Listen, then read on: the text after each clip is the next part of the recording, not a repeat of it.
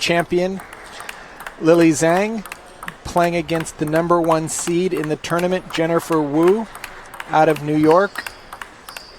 Both players, great over-the-table counterattacks.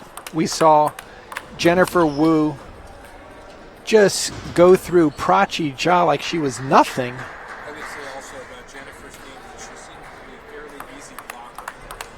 She's very good at controlling the speed of the game by using her block and her directional blocking, and then jumping on the attack when she has that opportunity. I think it's going to be a fun one. It's going to be interesting, Gordon, to see if Lily is able to turn the corner and get some of her forehands in. I know that Jennifer's going to do that. Here we go. Best of 7.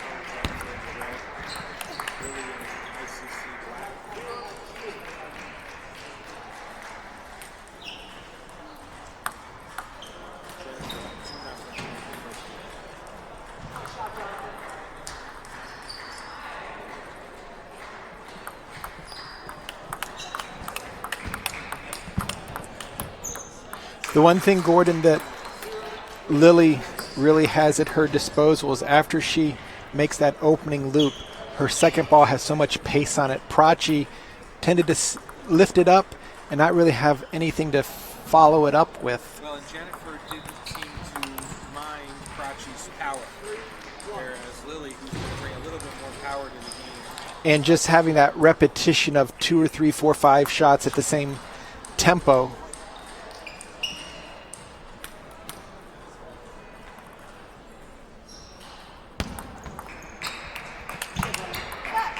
And Lily does a great job of redirecting the ball as well. Beautiful counter loop,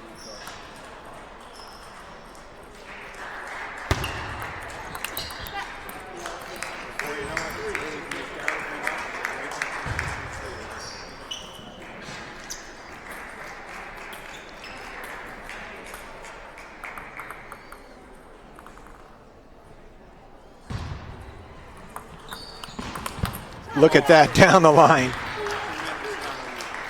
And that's what we saw Jennifer Wu doing against Prachi Jha.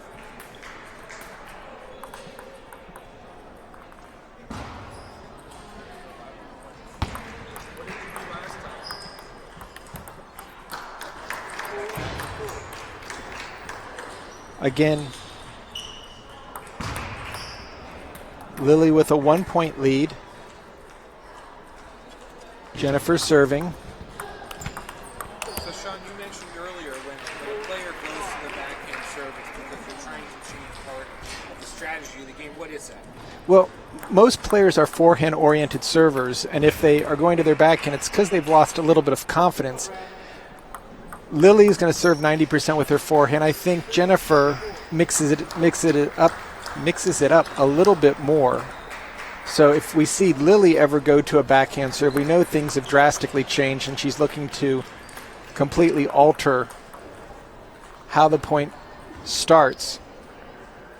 Sean, I've just been told that we're continuing to have microphone problems with my microphone. So pardon me if you're at home and you're having trouble hearing me. Sort of battling the demon all day. So we are having some small difficulties on the second mic. We realize that. We're working on those as Or the first mic. Lily Or the second mic is working. is starting to put some pressure on Jennifer with some excellent serve change. And there Jennifer Wu able to get a little fading inside out forehand. I think it's working. No. So this, again, as we talked about earlier with Jennifer's match, this match could have huge huge implications on the national team front because of Jennifer's status as being Pan Am qualified. So, as we were saying earlier, And we said it earlier. due to the difference in eligibility status,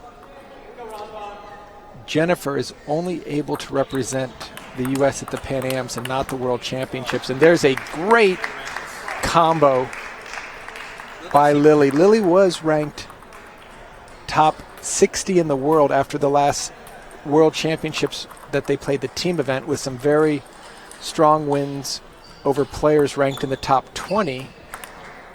Her ranking. Really attacking. Oh, she takes game one.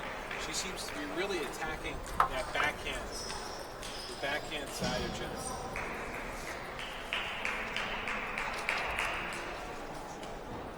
Lily seems to be really attacking Jennifer's backhand side, Sean. I don't know what's going on in the other women's semifinal, but I don't see Chachi on the court.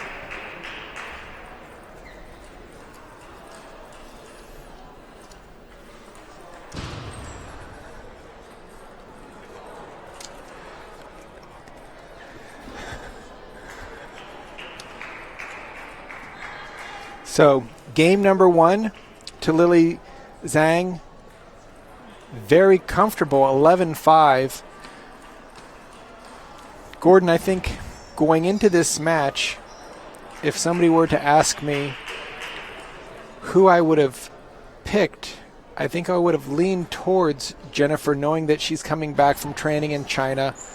Lily is a full-time student at Berkeley with a very big class load. However, Lily really seemed to have total control over the openings, serve and serve return, as well as once they got into the rally, no real difficulty imposing her will. Game number two, Lily to serve, and Jennifer quickly with a nice backhand opening in order to get onto the board.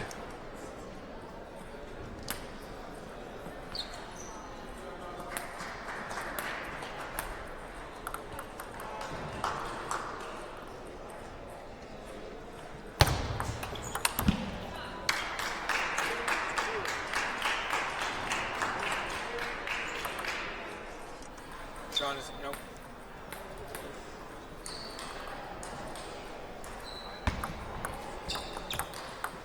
Again, Lily controlling the short serve quite well.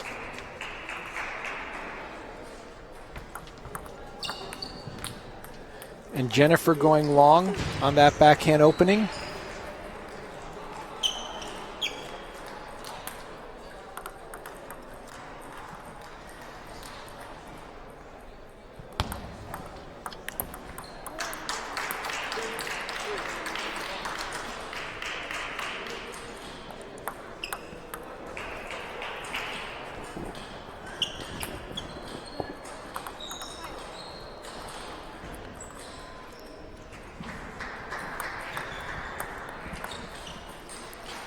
Jennifer with an easy mistake right there on the backhand.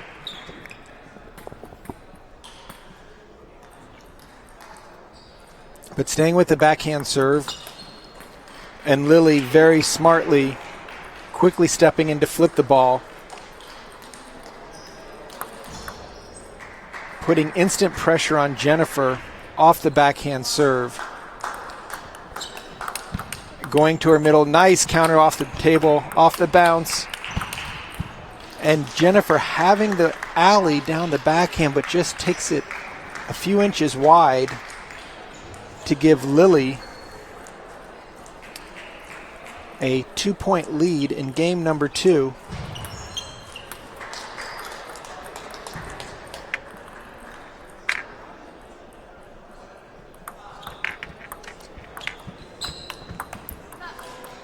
Again, Lily just really doing an awesome job of controlling the tempo, getting into the rally on her terms,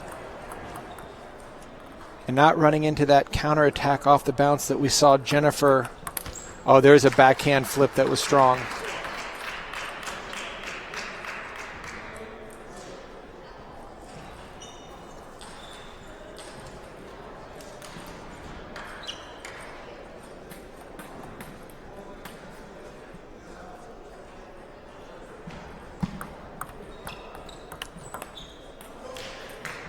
Once more, Lily Zhang able to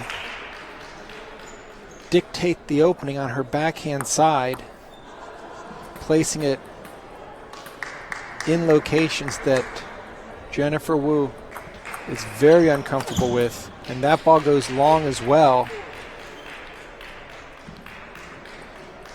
Jennifer feeling a bit of the pressure of Lily's counterattack, and just taking that last ball long off the side of the table.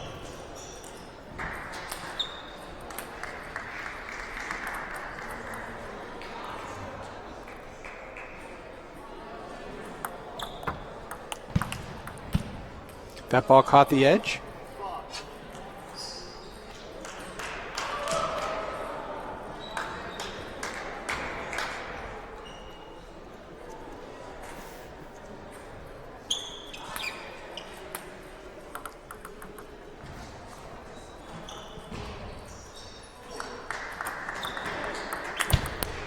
And Lily with a error on that forehand drive.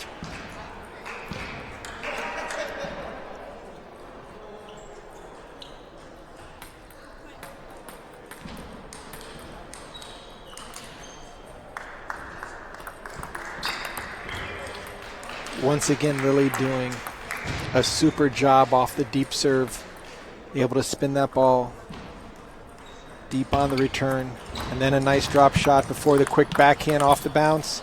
That ball caught the net, went long. Lily reminding herself just to stay calm, not to force the action, but to let the ball come to her.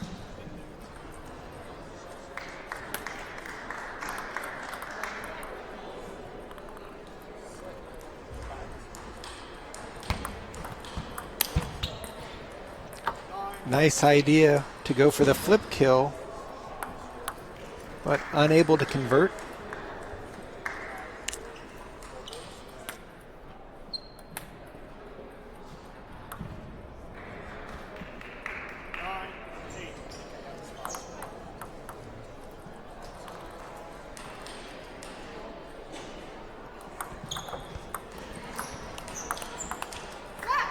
Lily now at game point, leading 10-8.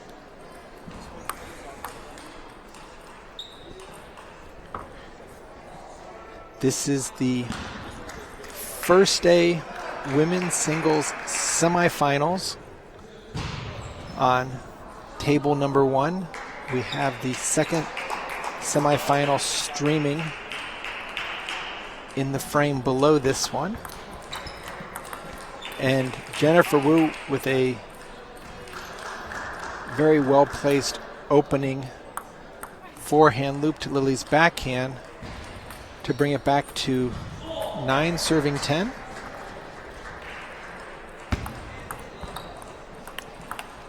And Lily Zhang,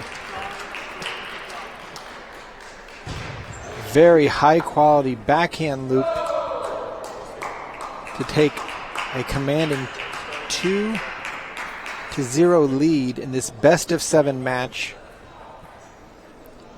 here in Fort Worth at Texas Wesleyan University, home of the 11-time NCTTA national team champion. They'll be going for their record and trying to extend their streak of 12 victories in a row this coming Nationals in Wisconsin. They've put on a first-class show, and we can't thank them enough for the hospitality they've shown all the players.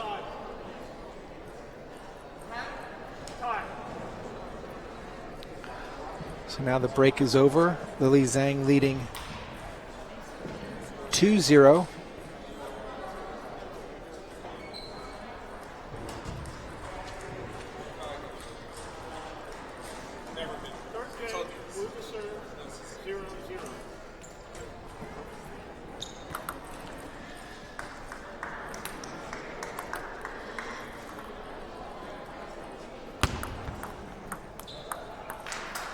Lily starting strong right out of the gate, up 1-0.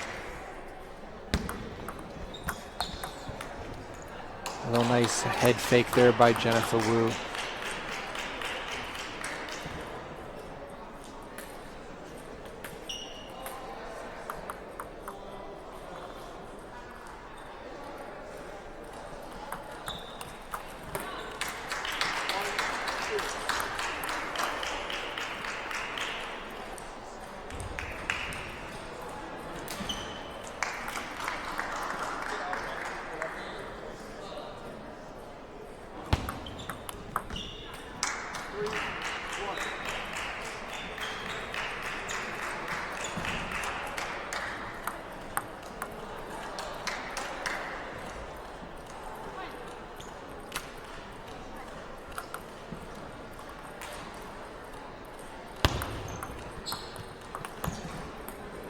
Very strong forehand underspin push by Jennifer. Makes it very difficult for any opponent to make a strong opening loop. And there's so much underspin on the ball. And now Jennifer breaking out to a 5-1 lead here in game 3. More of a change of pace on the last couple balls, change of spin that forced Lily into some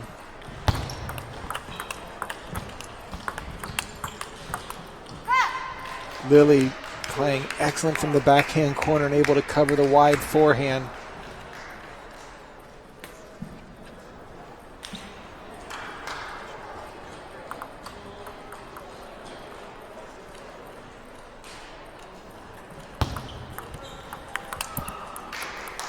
Just so solid with that backhand opening.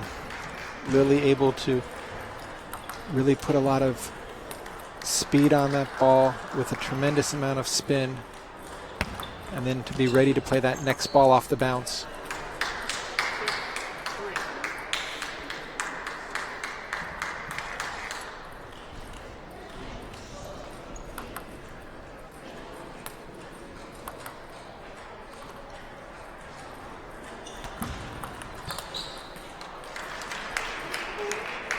Lily beginning to bring herself back into this game.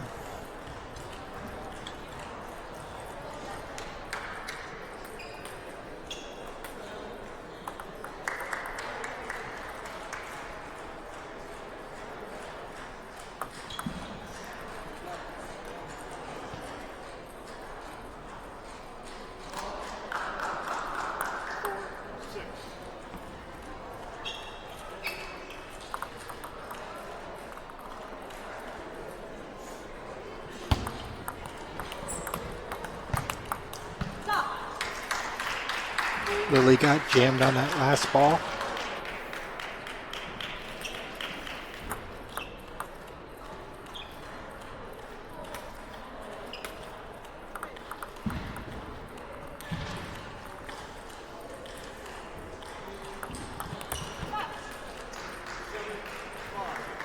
But once again, Lily able to change the spin with that forehand inside out hooking serve.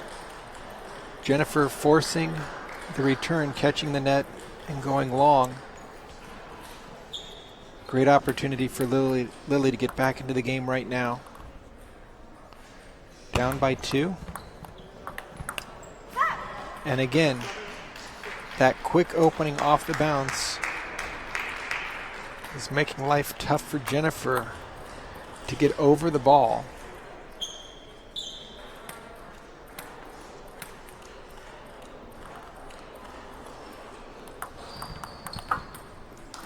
Excellent step around. There'll be a timeout called from Jennifer Wu's corner, and Lily Zhang has tied up the score at 7 apiece in game 3 with a series of very strong backhand to backhand exchanges.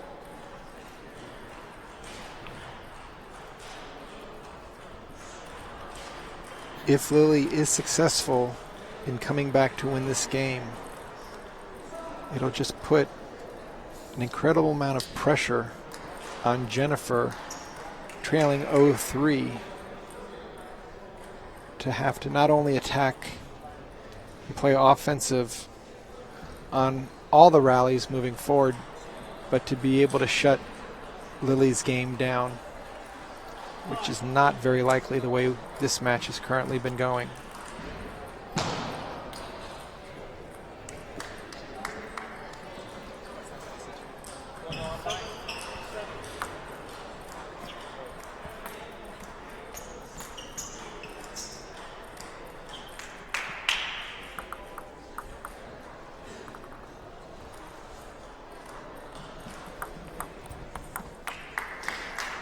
Another service winner by Lily, now leading 8-7 with one more serve.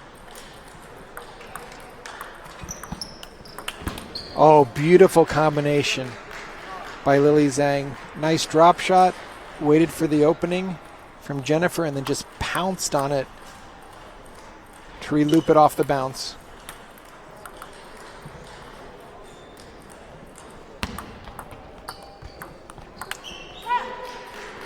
Just Lily playing superbly with great service returns, now with 3 game points to go up 3-0. And Jennifer Wu has saved the first one, but Lily will have the serve.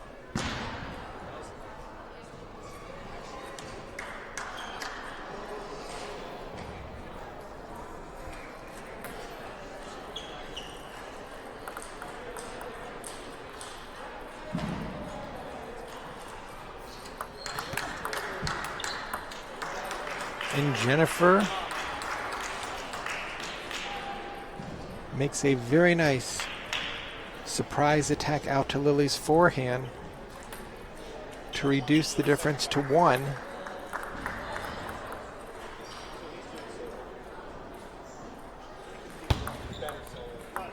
Net serve.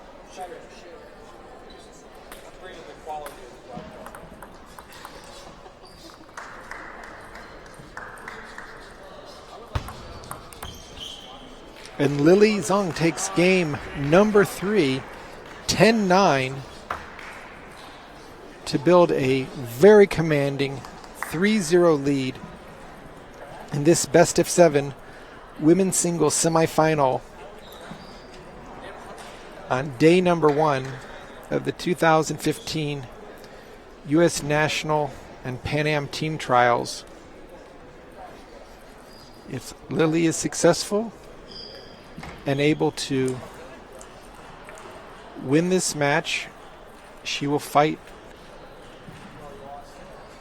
against the winner of Table 2, which has Isabel Chu and Jachi Zhang currently playing,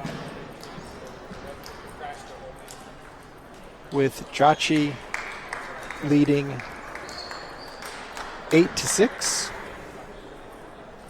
in game 3 and up 2-0.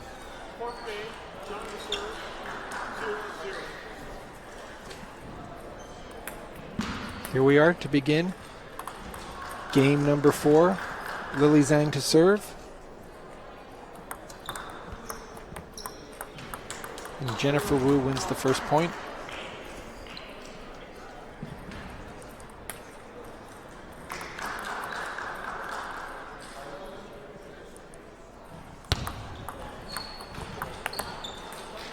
And that backhand loop from Jennifer Wu caught the net, went long.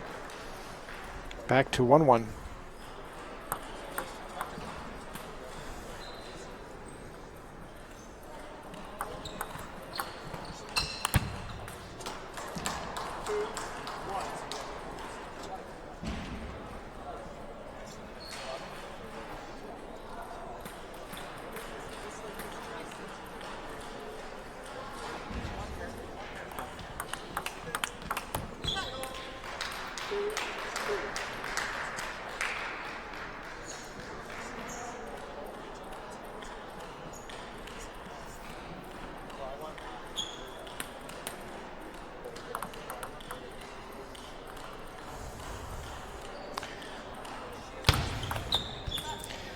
Point to Lily Zhang. Nice deep serve.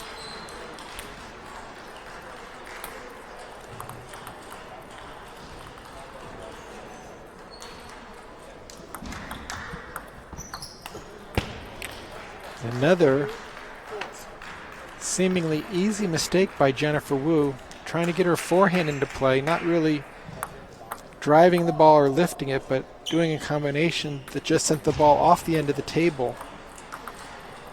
Jennifer's going to need to do something right here, otherwise Lily is going to win this match going away. Now leading 5-2.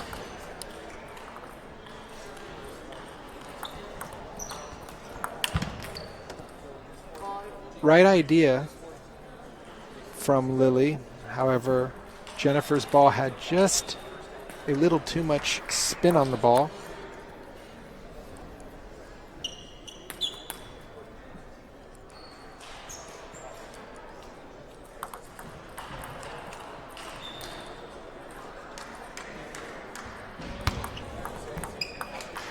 Again, another unforced short ball error by Jennifer, having a lot of difficulty knowing that if any ball pops up like that last one, that Lily should be ready to pounce on it. Unfortunately for Lily on the last point, she overhit.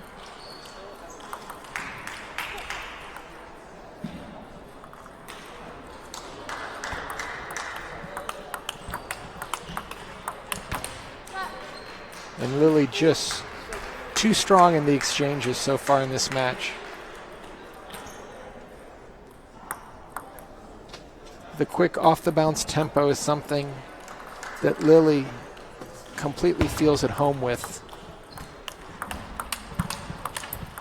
And that ball, a little bit of difficulty.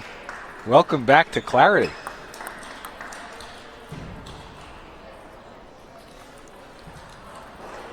Sean, sorry I had to disappear for a little while. We were having some technical difficulties.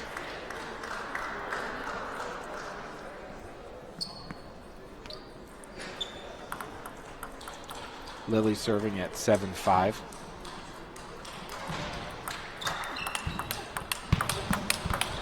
Oh, Lily's tremendous. just too strong. I mean, she makes 3 and 4 loops off the bounce look like it's nothing. Jennifer playing great re-loops. You know what the incredible thing, Sean, is? Even if Lily wins here, she still has to play Jachi to move on. Right. Jack- I mean, the level of play right now, and this game isn't a guarantee, but clearly, Lily has been more at home against Jennifer than Jennifer has the other way. I think Lily surprised Jennifer with her continued attacks throughout the 4th and 5th rally of each point.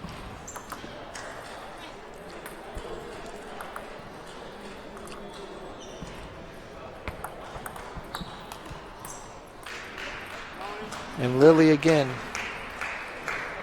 creating distance between her and Jennifer. 9-7 here in the 4th game with Lily with a 3-0 advantage. This would be considered a pretty big upset, wouldn't it, Sean? From a rating standpoint, yes. The big thing is now match point. The way Lily played, she definitely showed her stuff and her consistency. That ball off the side. On the other court, Jachi with a 3-1 lead. Just gave up, just lost the fourth game 11-7 over there. Still pretty consistent. But here we are, 2 match points for Lily.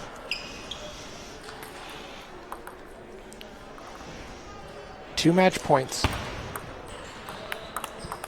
That's it. And Lily Zhang will advance to the finals of day one with a very impressive 4-0, 11-5, 9-9, and 8 victory over Jennifer Wu. I would go beyond impressive. I would say convincing. I mean, that was a statement win right there.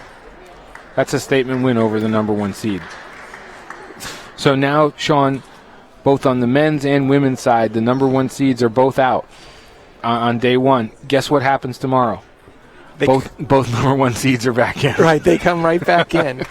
And Jachi Zhang on stream number 2 has dropped a game to Isabel Chu, who has been her own little giant killer so far on the women's side, taking out Crystal Wong before beating Tina Lin. So we have one player in the finals of the women with U.S. champion Lily Zhang, and we will have an opponent for her. Oh, wow. Hopefully. Wow.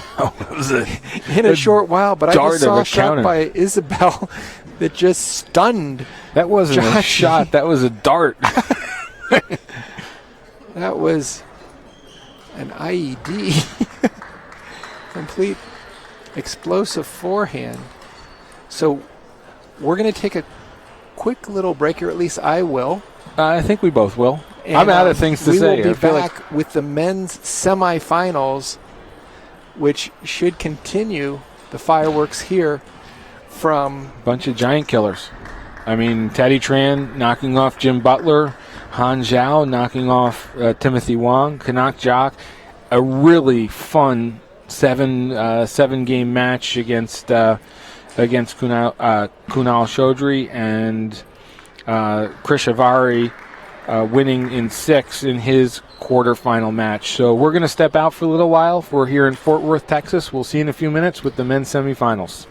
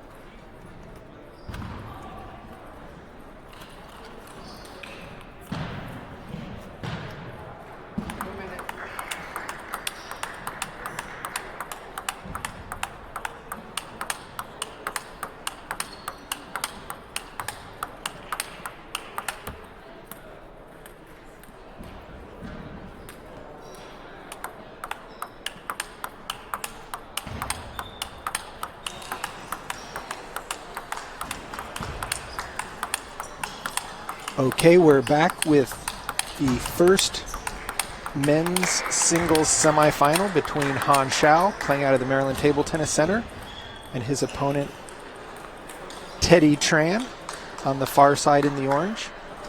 On stream table number 2, Canuck Jha, out of World Champions Table Tennis Academy, is playing against Krish Avari of the ICC. They've started the match. Han Xiao, in his last match, beat Silong Wong in a very close match. The eighths, Han Xiao took out the number 1 seed, Timothy Wong, in 7 games. And Teddy Tran, after beating Grant Lee in the last round,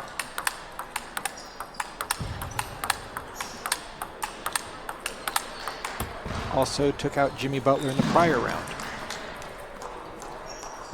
So the match is about to begin. Should be quite exciting. Best of 7.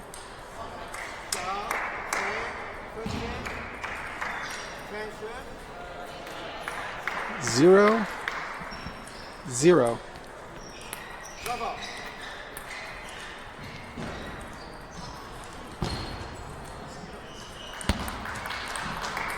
All caught the edge. Han Xiao with a 1-0 lead.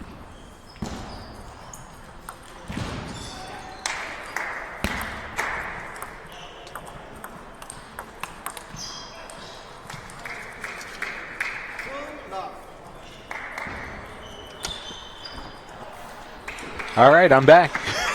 Did you get your headphone situation straightened out? Everything is working. Oh boy, do you sound way too clear for me. I know. David Del Vecchio is the master. He took apart the control boxes, put a few dip switches in, and we are ready to go.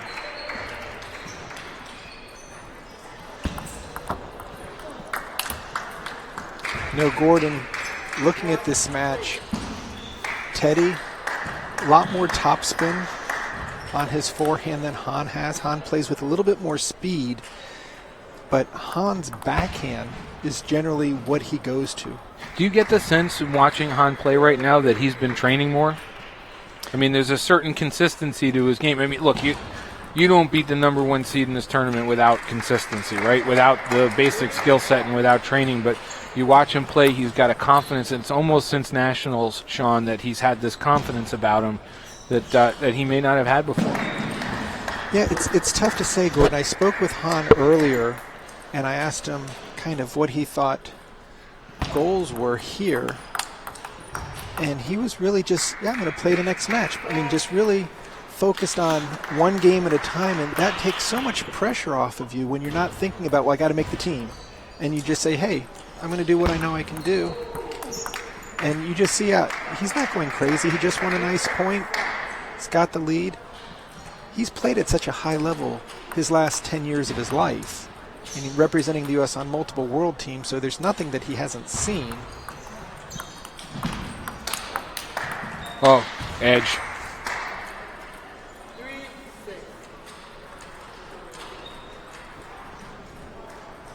Looks very comfortable here in this match so far. Cool. So at this point, if you're Teddy, are you expecting to be here right now, considering you had to play the national champion in the last round? And you weren't expecting to see Han, given that he drew the number 1 seed in the first round. No, Teddy had beaten Jimmy Butler last year here. So Jimmy said prior to that match he knew he was in for a battle. He was surprised that he wasn't able to finish the match after leading Teddy.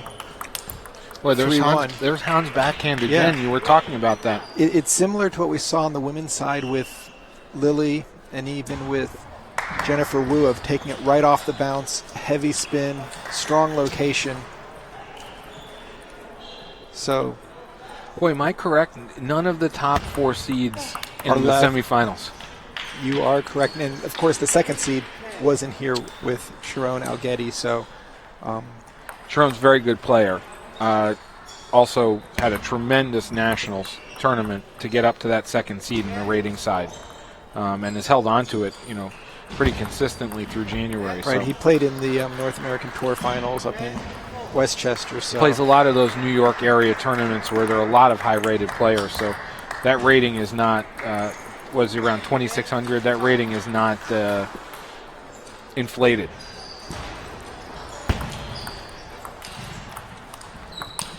Well, Han had a chance to put game 1 away right there.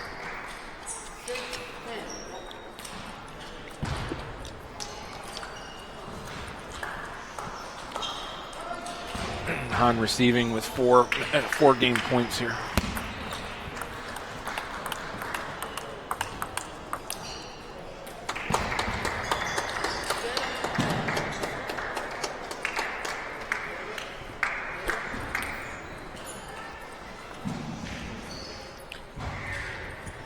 A lot of tomorrow's qualification matches going on around the arena right now. There it is, game Han, 1. Han gets game 1. The giant killer. And Gordon, I saw Han at the Nationals in Virginia Beach get to the finals against Peter Lee, and I was a little bit disappointed because he knew at that time he really wasn't training and kind of didn't deserve to win, and kind of went out there thinking, well, Peter deserves this more. He's training, he's doing everything. And each national tournament, Han's gotten more and more back into the old Han that we saw him when he was on the world team and leaving the juniors, kind of battling with Adam Hugh. And this match, again, that trend is going upward of him having confidence, believing in himself, and just really playing his game. And he's got a quality game. That backhand is so strong, and when he follows it up with the forehand, it's a real nice 1-2 punch. Crazy question for you. You ready? So if you're Han, and let's just say, you're starting to think that this might be real, are you thinking about that conversation with your boss saying, hey, I got to take 3 weeks off from work to go play in the Pan Am Games and Worlds? Or has that conversation already take place? Yeah, I asked him earlier, I said, what does the U.S. team have to do for the Pan Ams? He goes, I'm not even worried about that. He goes, I got to get through my qualifying matches. I mean, it's fortunately I'm in a position where I'm an employer, and what am I going to say to one of my employees who just defied the odds to qualify for major international championship? I'm not going to say no to him. It's just the amount of give back. That's a nice look at that backhand. I mean, it's so smooth. In many respects, Lily's it is that smooth, consistent, powerful backhand stroke. But even Gordon, with Han's backhand, it's a bit longer, and for him to open up and then to follow, he went for it on that one.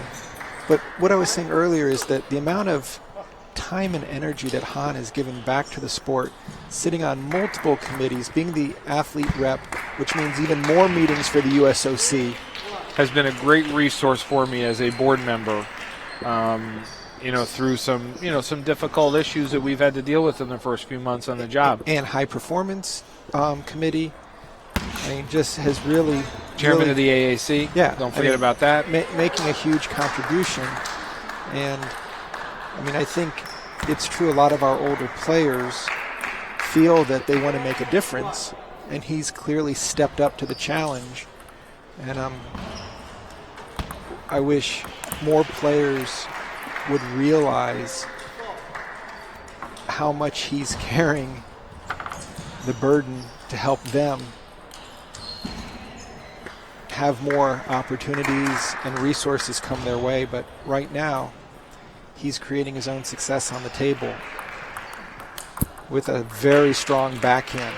Very nice over the table. Just putting pressure on Teddy Tran. Teddy's got really good quality, really good basics, really good footwork. Teddy has a nice game to watch. It's very clean. It's very no herky-jerky right. motion. The smoothness of his forehand opening, his quality blocks on the backhand side. Serve and serve return, pretty straightforward. Oh, look at that backhand. Well, does that not remind you of Kunal's forehand to the wide side that he was hitting against that he was hitting against Kanak in the last match? Yeah, I mean, it's to win a point at this tournament, you have to go for it. No one's patty caking the ball over. It's opening with 2 or 3 continued shots of the. Man, look at that! Come on! Oh, I think I need to hold up my sign. 10. He almost baited Timmy with a drop shot, and then at the last second, just huge backhand flipping. Oh. And there's a nice little redirect from Teddy with a head fake.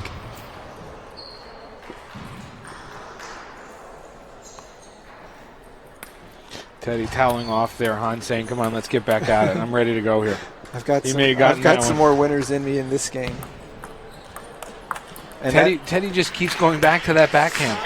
It's the tendency is when you have a style like Teddy's is to play from your backhand to their backhand because you're a forehand-oriented player. But even in game 1, when Teddy was going after that forehand with a couple loops, Han was off the table.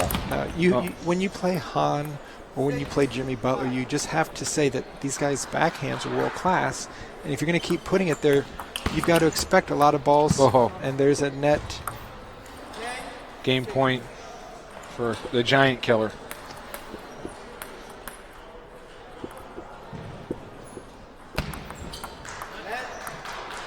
I have to say, though, from a fashion standpoint, I'm impressed with the orange and blue that Teddy's wearing. Much more palpable than the orange that Jimmy was wearing earlier today. And somewhere during the day today, Sean, I was going to get the word palpable in there. And Han just really basically going through a drive-through, just taking his time, making his order, getting his extra fries. Interesting over on table 2 for those of you who are not watching over there.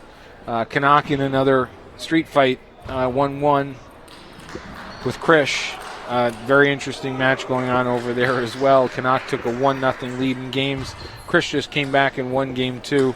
Again, a couple players who probably train a lot and play a lot together in the Bay Area. So Bay Area very well represented.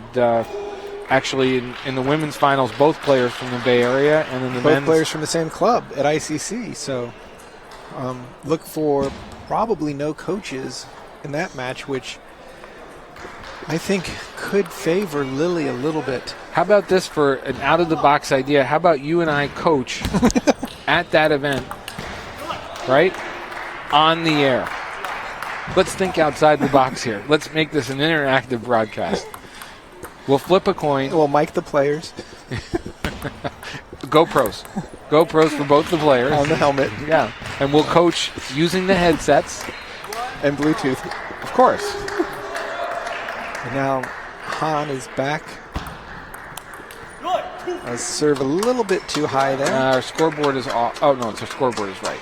I keep getting the yellow and... Right, the yellow's the action. Sort of like the dress, the right? Is it blue and white or is it... Or still gold and black. Hey, Sean, guess what? We get 2 more days of this fun. Oh, there's a ball for a fan. And 2 players, one male, one female, will get to have the same excitement level we will as spectators because they will have made the team.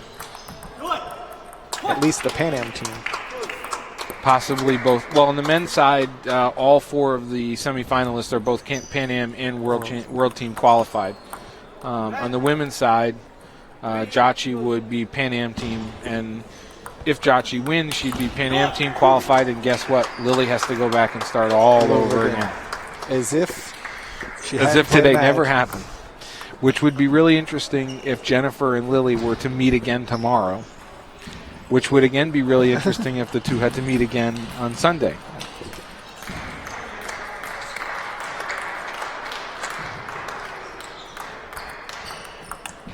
Han arguably facing his first real challenge of this match so far, down 4-3 in the third game with a 2-0 game lead.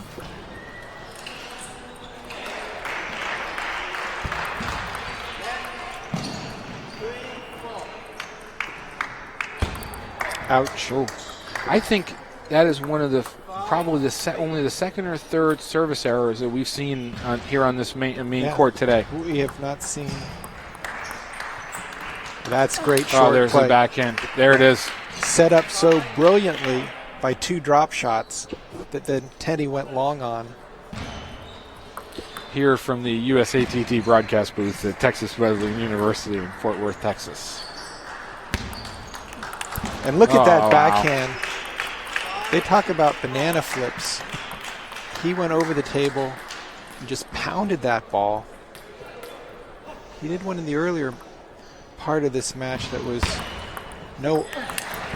once again, better off Teddy to just cut it deep. He keeps trying to go short with that, and Han's just turning that flip around. That flip was a little bit better, but it came off the end. It wasn't high, but any ball that comes an inch off the end of the table, from Han's perspective, he's going to be looping it heavy, and he's placing it so well. And he's flipping that short push, on the short with the short high push. Yeah, Teddy came back a little bit lower on that last point. It's not only the height, it's the depth that you've got to have full control over. And again, now Teddy going for a surprise deep serve. Han completely ready, and now creating some real nice space here. Teddy going with a backhand serve.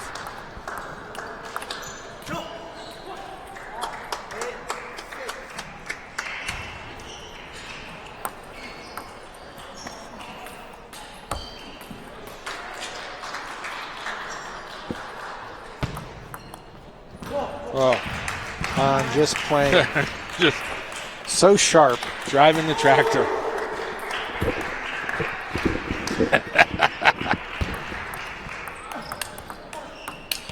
Oh, Teddy. Beautiful counter. Teddy with a little bit of a there. sky hook there. Teddy just, I think, saying, hey, Han, I'm still here. Right, or he's saying, hey, Gordon over there, you got another player you got to keep an eye on. That's a nice, Han had the opening. Beautiful drop shot out to the wide forehand. Teddy raising his paddle, an acknowledgement that was a lucky ball on his side. This is a fun match. Teddy has played some very fun matches to watch today. Oh, and that's Teddy's heavy topspin. Han's got to drive through that ball and cover it instead of just kind of lifting at it. It's almost like Han has a little bit more confidence in that backhand drive than he does in that forehand drive. If you remember in game one, he missed a couple of similar shots that were like that. You know, Gordon, I really feel that Han's win over Timothy, it's just given him so much confidence. Oh. But now, as I say that, to go down game point. Sean, he's been at these 12-10, 14-12, 11-9 games all day. Oh, he got a hold of that one. Great dead serve. Teddy tried to keep it short, popped a little, and Han said, thank you very much. Made the delivery. But as I was saying before, I mean, take nothing away from Teddy. He has played some very entertaining and very strong matches today. There it is again. That combo backhand is not where Teddy needs to be if he's going to win this game. It was match. almost like Han eased off the first one and then said, you know what, you're going to put it back in my backhand. I'm gonna throw it right back at you harder. And there, again, forcing the backhand in. Teddy played it a little bit more to the center. Han stepped over, played it right back down the middle. So Han right now in the driver's seat, winning games 1 and 2 at 7 and 6, and now taking game number 3 in deuce, coming back from being down 10-9. Sean, because you know I love getting the full lay of the land here. Canuck up 2-1 in his semifinal, down 2-0 in game 4 with Krish. Very, very competitive match over there. Krish just catching an edge to go up 3-0 in game 4. So a lot of really good action going on right now here. Good action all day, actually. And it's exciting to see Krish and Canuck battle. Of course, Canuck with his recent outstanding international play by taking 2 titles at the Swedish Open. Krish playing in the Global Youth Olympics as the youngest member there. Youth Olympic Games. Youth Olympic Games. You got to drop the word global from your vernacular. Well, it's such a big event. I have now gotten the word plausible and vernacular. Han just in a groove. And amazing. Look at that. Han is just in a groove.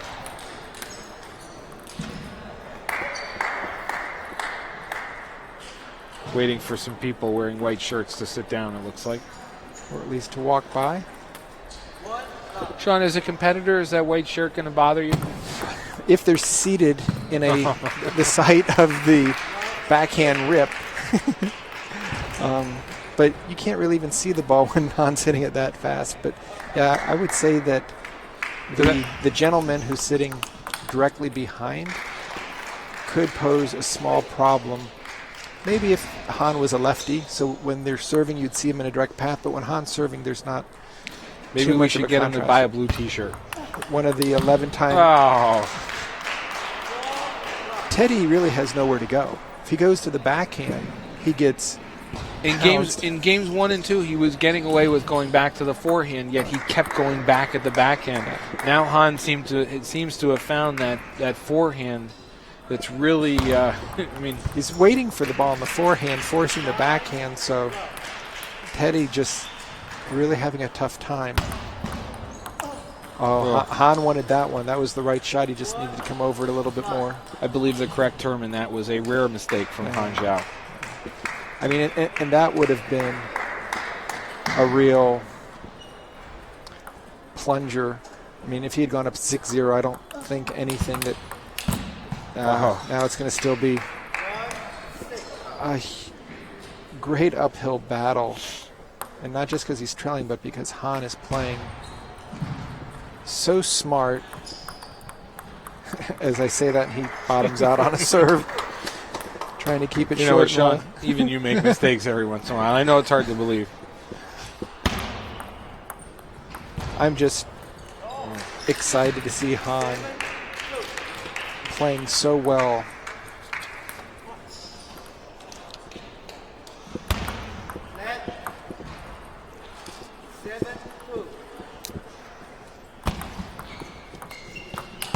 That ball was so heavy with topspin off of Han's backhand. Teddy did everything he could to reloop it. Ball missed the table by a good 6 feet.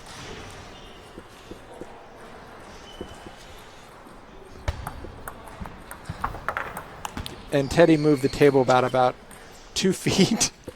So it'd be interesting if they move the table back or they just keep it. Leave it.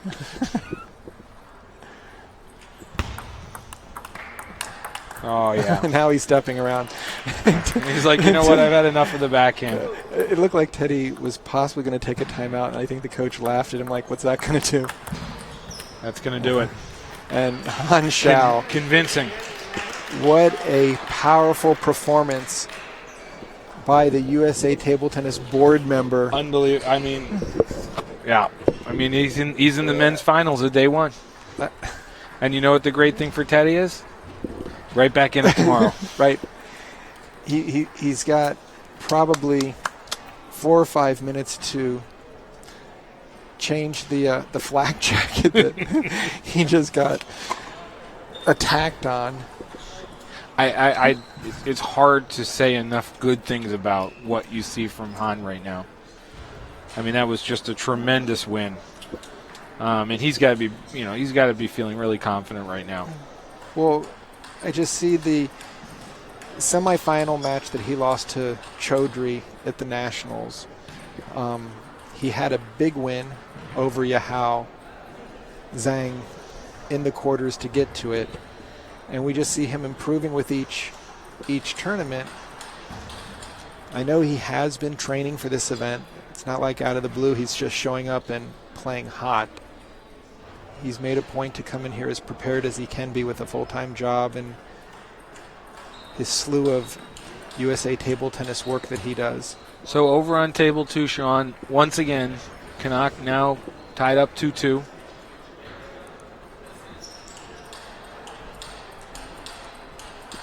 Zero in game 5 as Krish is about to serve to Kanak.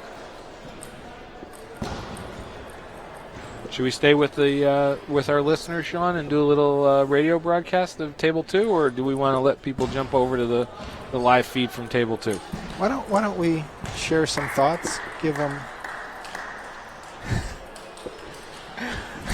Give them what? Give them some stuff. Krish down 1-0, serving. Oh, beautiful forehand counter loop from Kanak off a really strong loop from Krish. Kanak goes up 2-0 in game 5.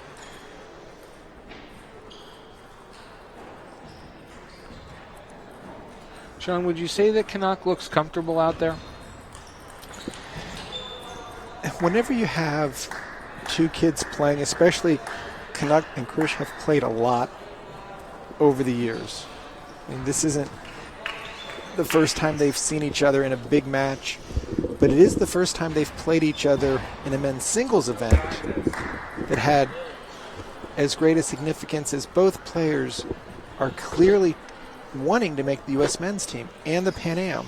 So they're both just one match away, and that's a nice backhand flip by Krish out to the forehand.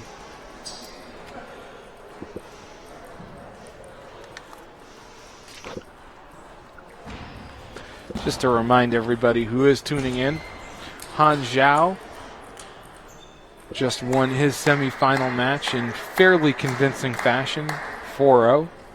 And Gordon, when these guys played, Krish and Kanak, in the Nationals, Krish knocked Kanak off the junior national team. So they have had those do-or-die battles. And while Kanak has had better results internationally, Sean, as a player at the age of these guys, what is more important to you right now, the men's national team or the junior national team? Or is it the men's? Yeah. Just because of the level of competition you're going to see? Right, it's where you're trying to go.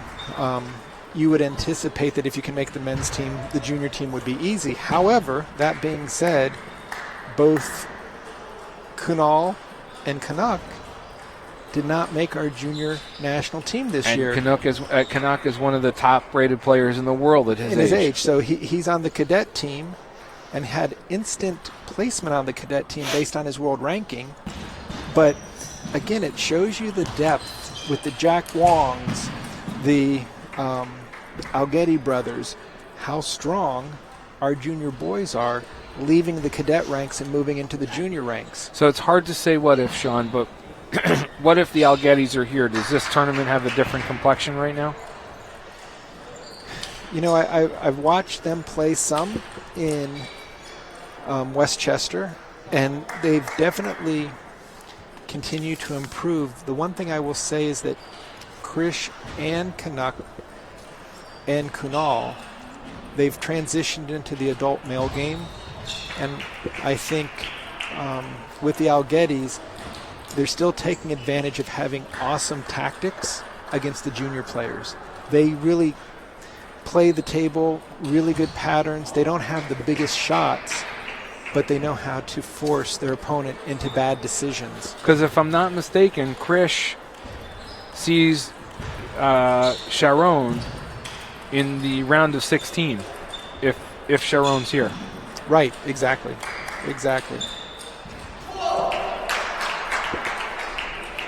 So for those of you wondering, Canuck up 9-3 in the fifth, tied 2-2.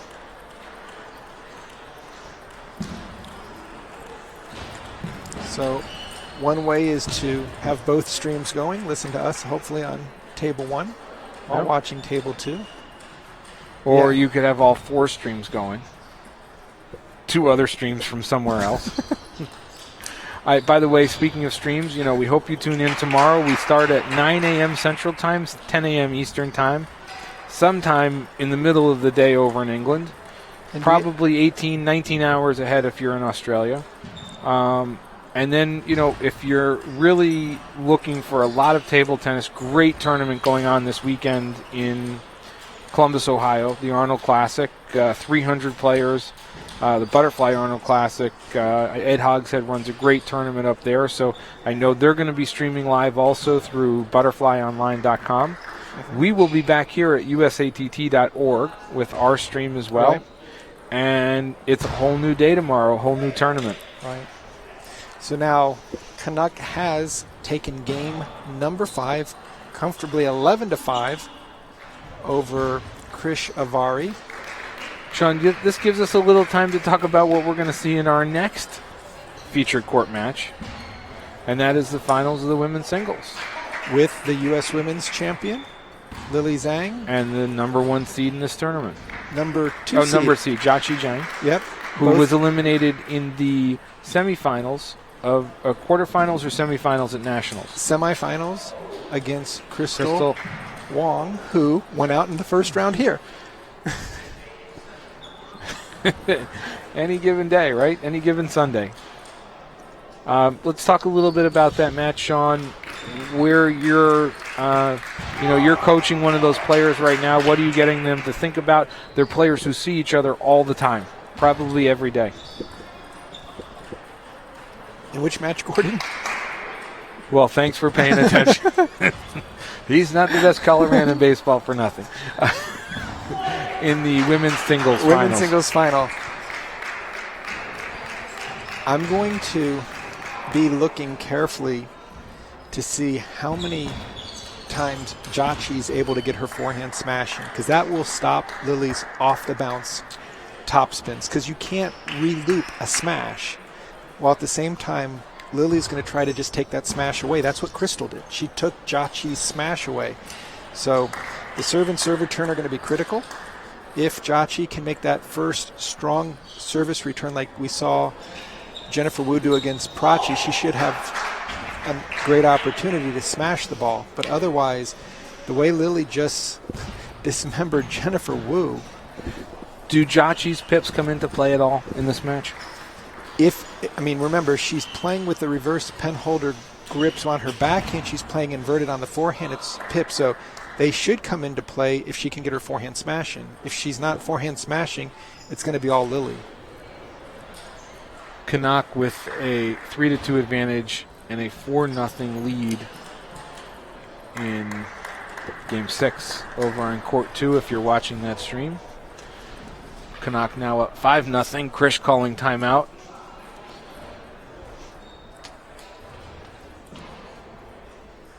I'm very excited about this women's singles finals and very excited about what we might see in the men's singles finals.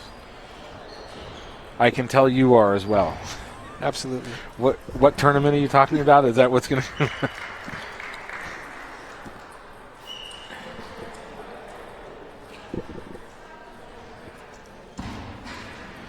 So Canuck and Krish coming out of the timeout. Canuck with a 5-0 lead in Game 6 and a 3-2 game advantage here.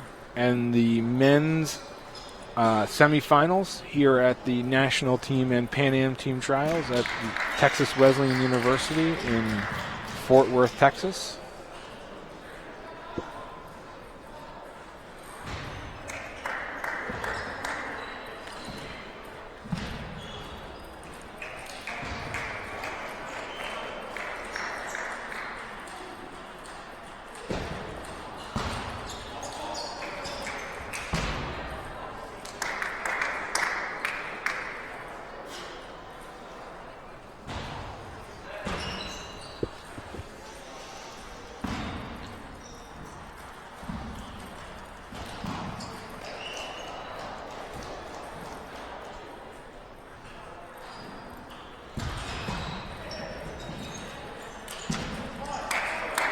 Sean, tell me a little bit, if you don't mind, about the Pan Am qualifications in Argentina that now take. What I believe is how it is set up, Gordon, is that on the women's side, because we were silver medalists in the team event, we're directly qualified. And on the men's side, there will be a qualifying tournament where the U.S. men's team will go down, and I'm not 100% sure how many teams will qualify through that qualifying. I'll tell you what, how about we table this conversation until tomorrow, and we'll do a little bit more research on that. Normally I would ask Doru Gorge that question, but unfortunately he's representing the U.S. at the Pan Am prep meeting. Yes, and I knocked him out as the tournament director here. No, So Doru unfortunately was not able to make it because he has Pan Am related responsibilities. But I will find out the answer to that. Krish with a very strong forehand, almost knocked Canuck down. over or into a different time zone as he fell backwards 8 feet. Yeah, Canuck still up 8-2. Seems to be in control of this match. But that was a very powerful blowback. Yeah. The wind must have blown him back. Krish playing quite well, though. He's beating the players he should be beating. He had a good seeding for this tournament. Didn't have to. Again, avoiding Sharon, the number 2 seed. And playing Nikhil Kumar, which is a match you expect him to win. But again, both ICC players, right. if I'm not mistaken. Right, and Nikhil, a mini cadet. So Krish, as the elder statesman, as a young player. Canuck, after giving up the last 2 points, comes back at 9-4.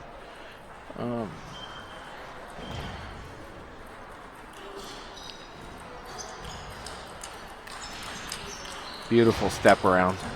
And I think that may hit. I was going to say that looked like it had a chance. As Bob Euchre would say, just a bit outside.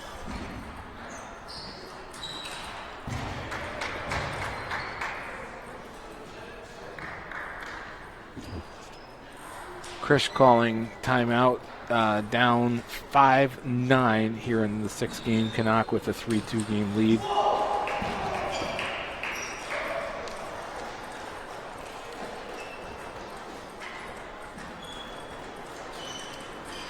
Timothy Wong over on table 4, getting ready for tomorrow. Right, getting some extra table time.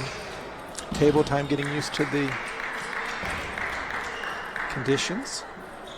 Superb conditions here, by the way. Really good lighting, nice. Beautiful facility. Beautiful facility, quality tables. Just a really terrific job done by Yasna and Texas Wesleyan University hosting us, and on behalf, we can't thank Texas Wesleyan enough for putting this great event on. Really doing a tremendous job. This is their second year in a row, allowing the players to come down here and fight for a chance to represent the U.S. internationally. Canuck with match point. 10-5 in the 6th. Krish to serve. Canuck going for the kill and loops off the table with his forehand. Still up 10-6 with the serve. Have to say, it looks like he's in pretty comfortable control of this match, Sean. Yeah, I would say that up 10-6 with the serve. I anticipate he's going to serve, get the first opening in.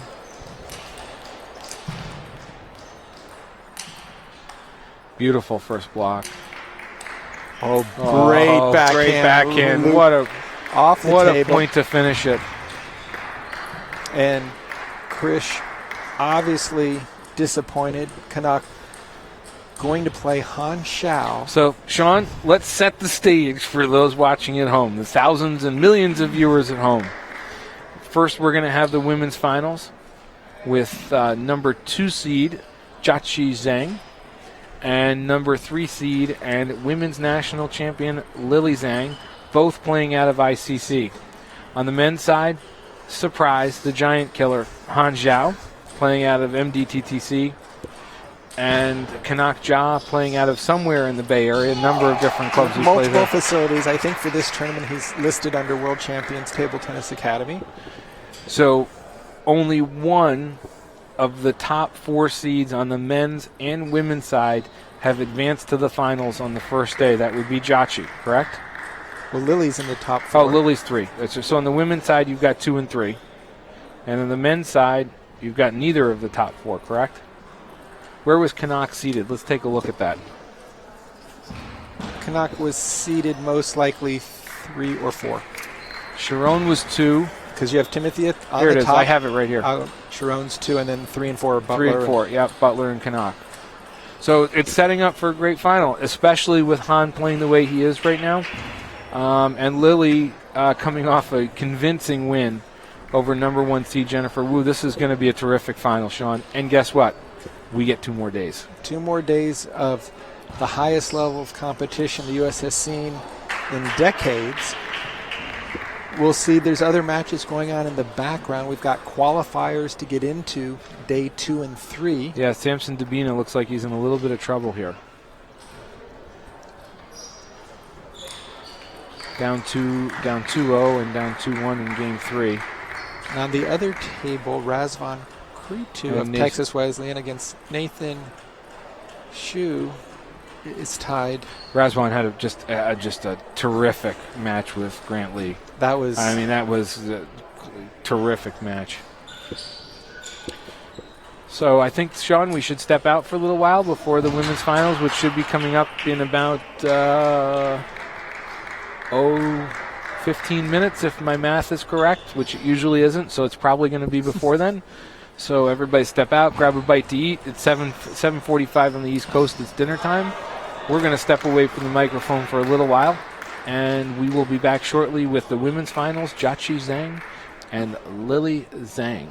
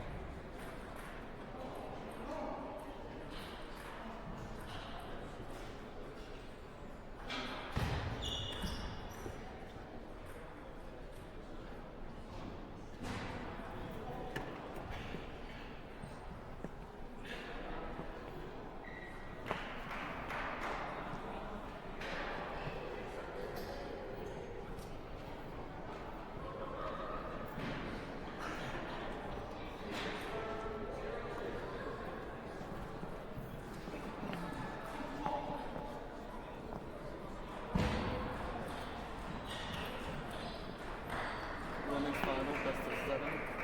We have red and blue. And call it. Check it. It's blue. Serve first, receive. Third side.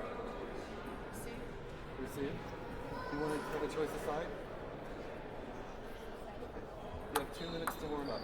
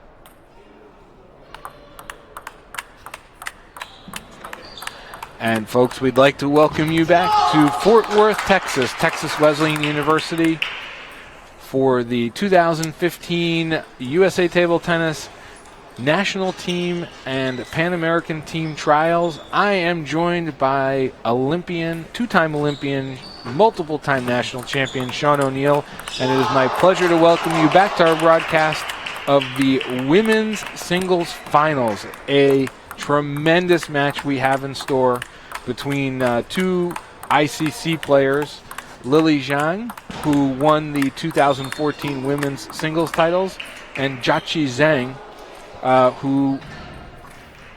The number 2 seed. Well, you were holding up 2 fingers. I didn't know where you were going with that.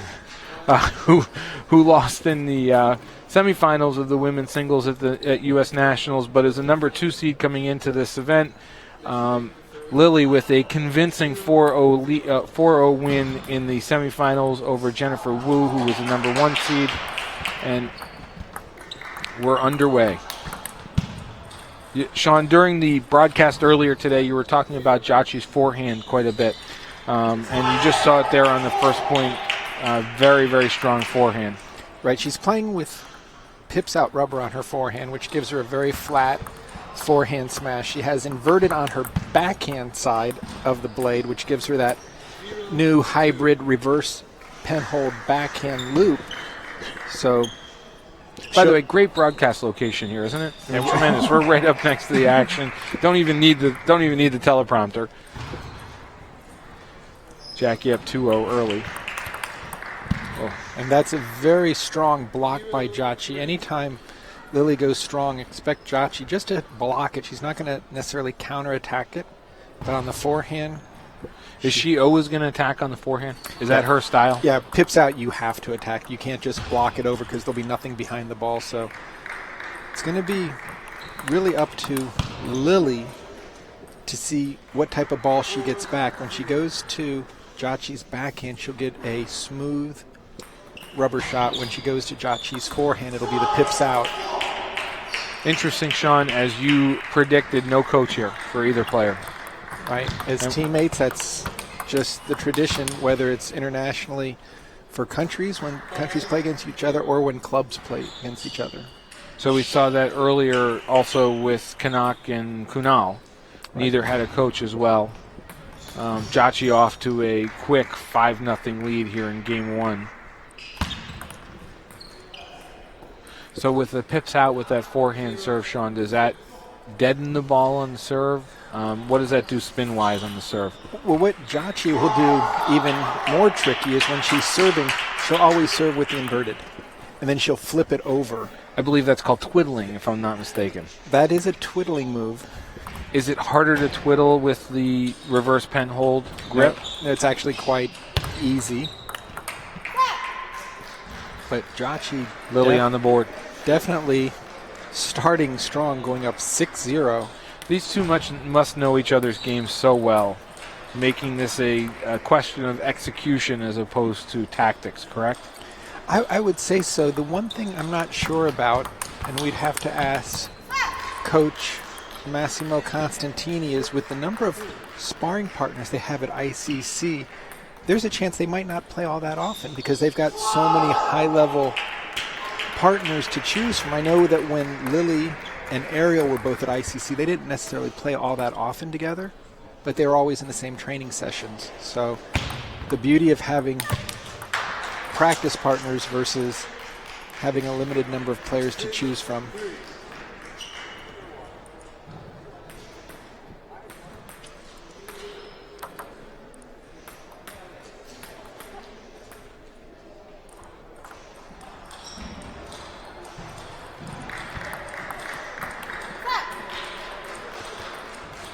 Lily battling back here. Yeah, Lily's going to go into a backhand-to-backhand exchange because it's a very clean ball. The question is, can Jachi play the ball more to the middle or out to Lily's forehand to help set up her own forehand attack? Expecting that Lily's going to come back cross-court forehand. Correct. Excellent play by Beautiful. Lily, able to expose the more than one step wide forehand. Sean, if you're coaching here, are you suggesting to Jachi that to attack Lily's forehand, to go after a backhand? Where do you see her game? Where do you see Jachi's opportunity in her game in attacking Lily's game? Beautiful step around. Yeah, just a great opening and closing.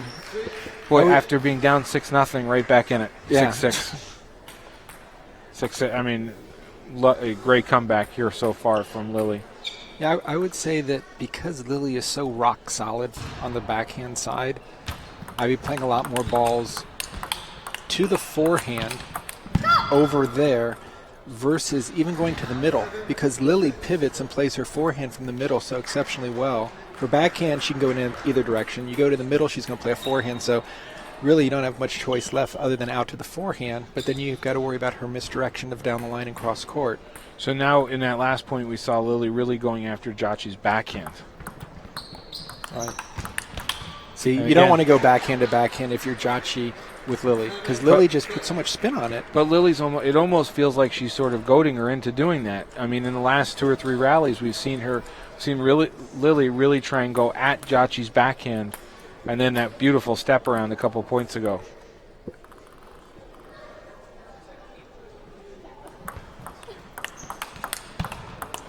You see Jachi going right There it down is again. more down the middle, but Lily just steps over and plays a backhand on that ball. So much confidence in her backhand. Much like we saw from Han. Han probably mixing up his delivery in terms of distribution on the court. So there you saw it again. And from Jachi's perspective, going up 6-0 and scoring 1 out of the next 10 points. I mean, it's got to be... It's almost like I'm playing. Well,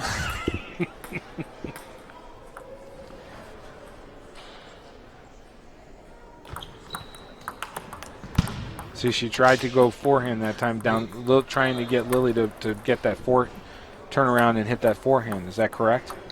yeah, she's constantly going to... Both players are in a battle of position because they're so strong from their favorite location. And now we're back to 9-all. Lily just looked a little early on that backhand, didn't she? Yeah, she... That's where you're the technical guy here. Right. Where were you?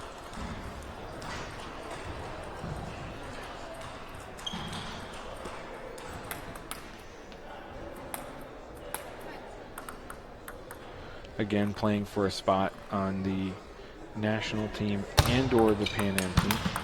Oh, Look at that. beautiful. Hit Right her at her. arm. I mean, talk about placement there. And that's the first forehand smash we've really seen. There were In the first second point. point, Second yeah. point. Jachi really attacked that forehand smash.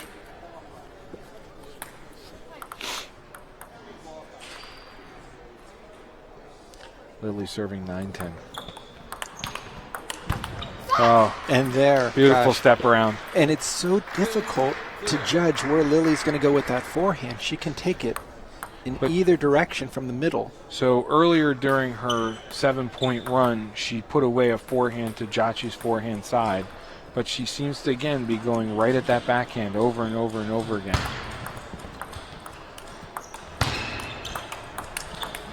Oh, great again. play out of the middle. Jachi was able to jam her into the elbow. Lily had the presence to turn and still get that forehand in. We'll remind everybody that Jachi was up 6-0 in this game, Sean. Yeah. First 6 points of the match.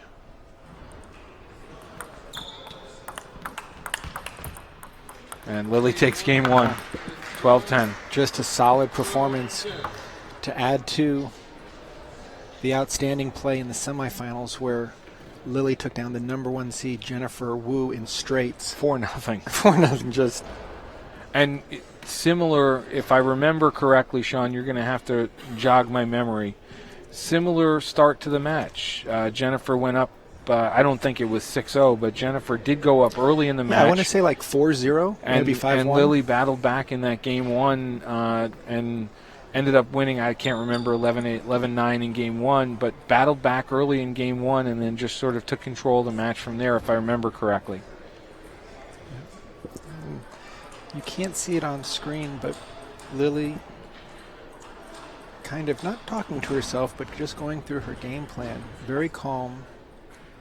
It's interesting, Jachi's out there on the court already, just ready to say, all right, that game 1's over, let's go to game 2. All right. Let's move, let's put that one in the past and let's get her going again. This round means 1 game for 0. This round the third. 0-0.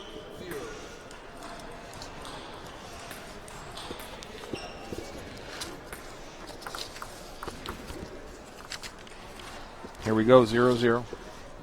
Lily Zhang leading 1-0. Again, you see that great backhand cross-court opening on the backhand side. Then Lily turns to get her forehand in. Doesn't slow the ball down, but actually keeps the same tempo, but adds a little bit more spin. Interesting that was the first time since early in Lily's run that I can remember her attacking to Jackie's forehand. Seems like she was going after her backhand before.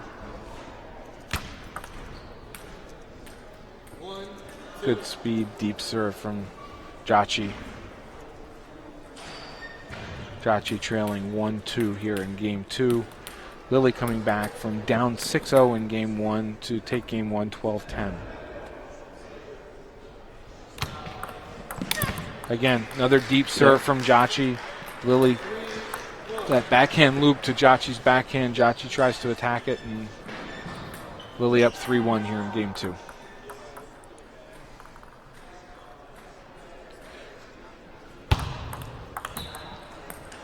You can see Lily has such a clear idea of what she's trying to do. Deep serve to the middle, wait for an opening, then quickly take that ball off the bounce. We really haven't seen Jachi move Lily wide out to her forehand. And other than early in the match and that 1 point later in the match, we haven't really seen Jachi's forehand come into play. Right. Lily's done a great job of just taking that weapon. There it There's is. the forehand. There it is. Jachi just stepped around. Right. And that's what she needs to be doing. It's almost like she was listening to us. Yeah. So now does Lily come back and go wide to the forehand now that she's got Jachi leaning a little bit? It'll be interesting to see if that happens. Right.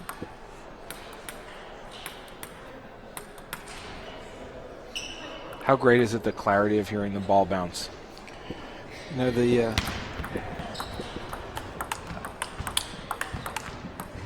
Oh.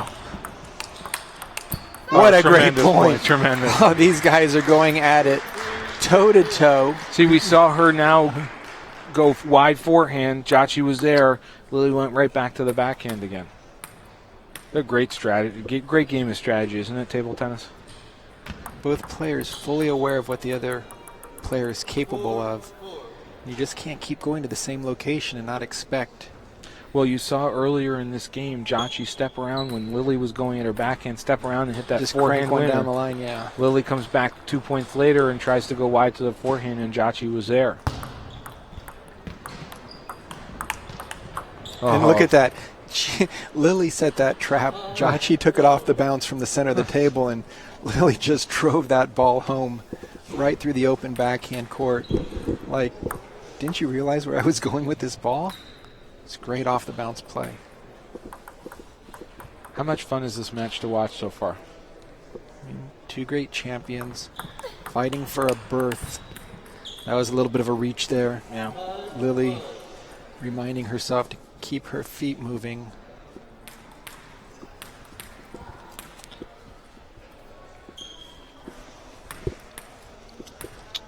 Five here in game 2.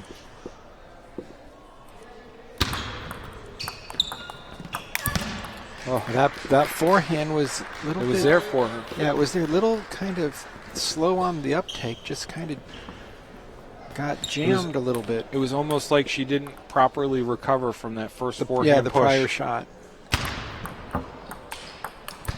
Oh, That's a nice controlled opening. Yep. Lily had something to work with, but again, when they miss in the net more times than not, it's because they're early. They see Timing. they see the ball there, and they just, instead of holding for an extra second, they go for the shot.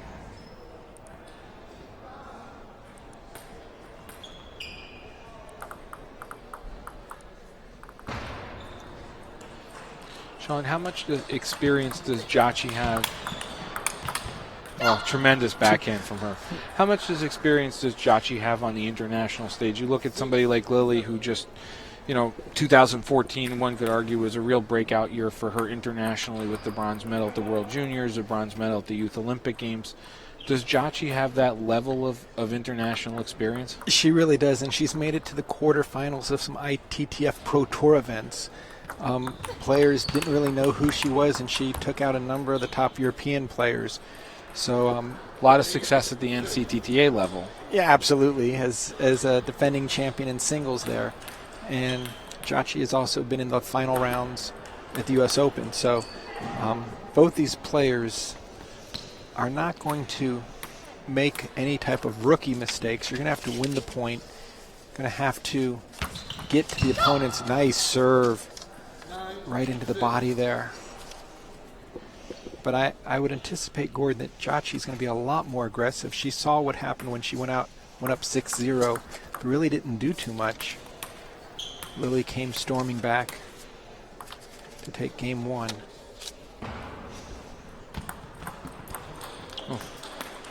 Jachi taking a 10-6 lead here in game 2, with Lily leading the match 1-0.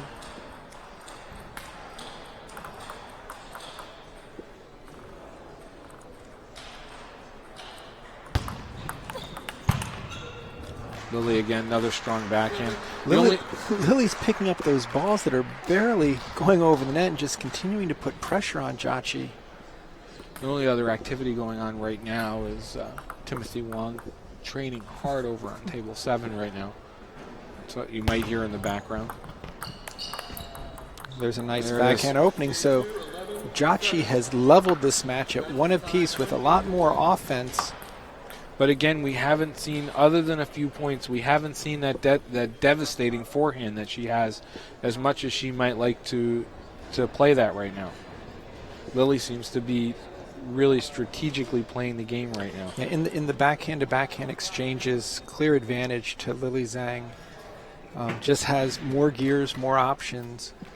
But I want to say in that game, Gordon, Jachi made a couple strong placement movements, playing a little more into the elbow off the serve. We saw 1 or 2 hits. And best of 7 match, so there's still a lot of changes in tactics and adjustments to anticipate. Again, you can't see this on screen, but the level of intensity that you're seeing from Lily right now is... She just played an entire game in her mind, going through what's working, what's not working. Yeah, that's not something you can teach, Sean. That's something that's inside of you. Yeah. And I think with Lily, as you said, Gordon, the breakout year of 2014, a lot of things started when she played in the ITTF Peace Cup, and she won the women's doubles title with a player from Russia, and to have an international first place, of course, playing in London as well as the prior Pan Am Games, has really made her a seasoned veteran as well as world championships. Lily, a couple nets there on the first point. By the way, Sean, need to mention our officials doing a great job here as always. USATT, volunteer officials do a wonderful job on these events, and couldn't do it without them. Couldn't do it without their help. Had to mention that. Well, the whole crew here at Texas Wesleyan. Tremendous. Sean had tableside service for lunch today. Oh, and that backhand not nearly having enough ball behind it to get up and over the net. 1-1 here in game 3. Again, Sean, do you remember our conversation this morning? Match score, game score. And there's the forehand there it is. that we were looking for. Just missed it. Again, a little bit early. Yep.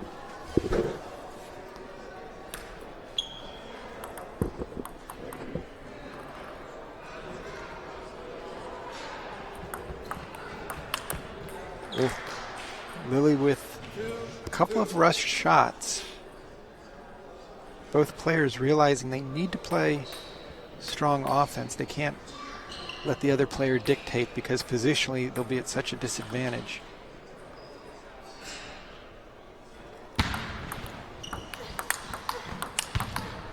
Well, that was great counterattacking by Lily. Really interesting to see Jachi playing that forehand right at her body, and then Lily's taking advantage of that.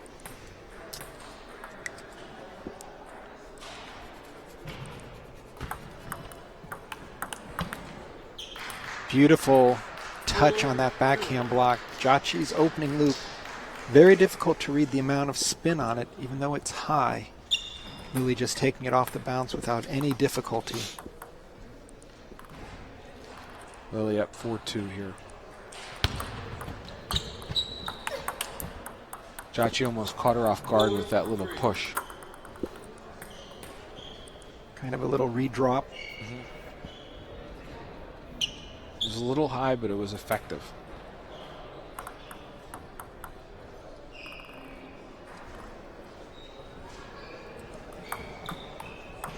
Oh. Lily trying to counter loop the high ball from Jachi off the table. Looked like it was very well set up.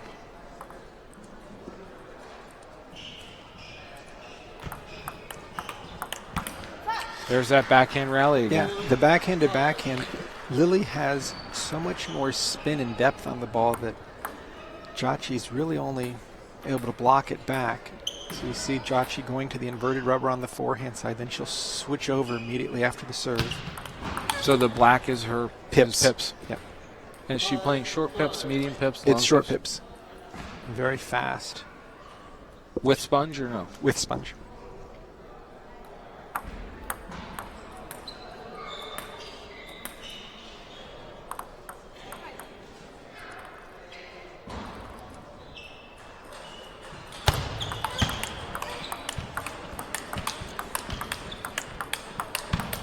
Couple great step arounds. I mean, when Lily gets into these exchanges, she looks so comfortable. If you remember, Gordon, that final match point when Lily won the Youth Olympic Games, it was about a 35-shot rally. The Global Youth Olympic Games. But, Sean, going back to an earlier conversation, she doesn't seem to bounce a lot. There's a sort of a stability. I don't know. Yeah. Not as much, I guess, is a better way of putting it. Well, you don't want to be, it's like running. You want to be kind of flat. You don't want to be up and down. And when she's relooping off the bounce, if her center of gravity is moving up, it's going to make it that much more difficult for her to cover the ball, move it forward.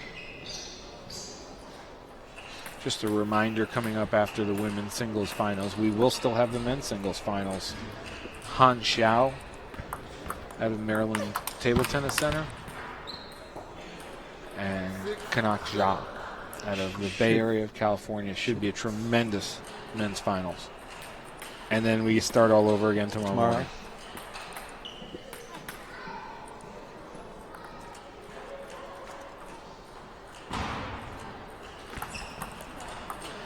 6 serving 7 off the let serve.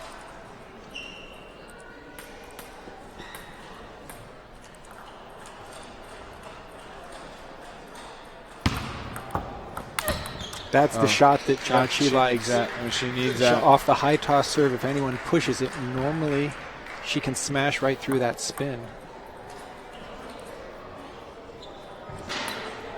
And that ball would be extremely difficult for Lily to reloop off the bounce.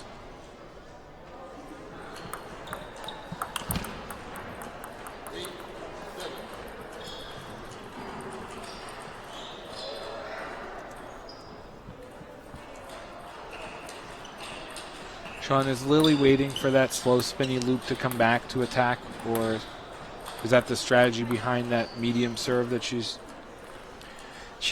Lily's changing the depth. There's a nice deep serve there. Oh. And against a pips out player, deep serves are very effective because they have to basically hit a winner. So when Lily's mixing it up, if she can catch Chachi a little close to the table, although she'll be smashing it, it won't have much follow through. As much power, Right. right? Because you don't have enough backswing. You're right on top of the player. But the change of spin that Chachi can do, both with the pips when she's dropping it and with the quick early hit, is very difficult to deal with. I mean, I'm sure you've played a number of pips out players that you just think you don't have enough time. I'm banning them. I think you get a couple people to agree to that. Oh, what a block. What a block. What a tremendous block. I was about to say, what a monstrous forehand flip kill. Tremendous block. And it comes right back. From Chachi.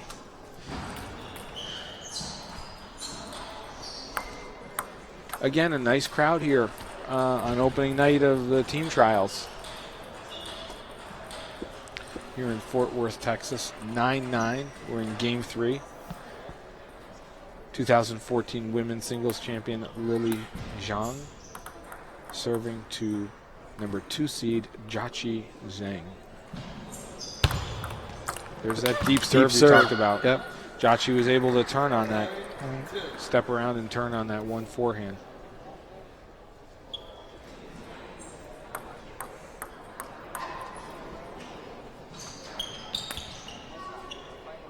Sean, how is the wood surface to play on? Oh, it's so much softer on the knees now. Of course, optimal would be wood, then covered by the matted floor. But you're going to get the truest bounce always on a wood floor. Cement generally frowned upon internationally. So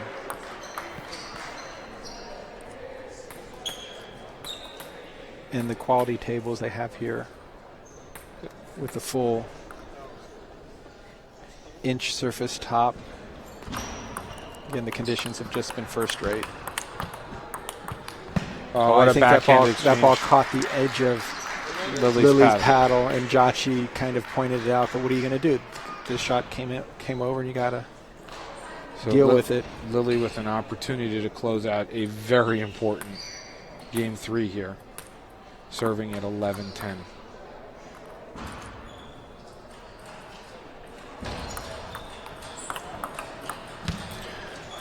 See, again, she was almost waiting for that that high, slow loop from Jiaqi, and this time it looked like she backed off a little bit as opposed to all-out attacking, which gave Jiaqi an opening to walk into.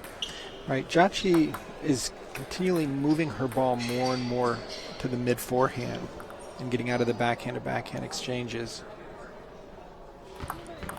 That's a quality serve there. She juiced it up nice and low. Lily, thinking it was going to stay short, had a little bit more juice to it. Did that have topspin on it? That was side chop, and so that's why it went in the bottom of the net. Topspin will pop. Don't laugh at me. I asked the question. I didn't say that had topspin on it.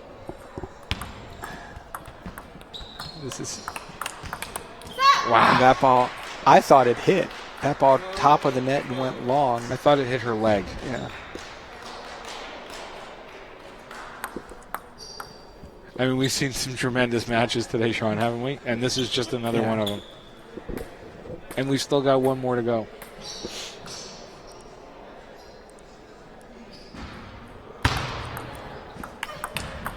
Oh, how Lily got wow. that back out of her elbow area. Jacci delivered an amazing reverse penholder backhand rip into Lily's elbow. Lily gets it back. I'm biting my nails. I really am.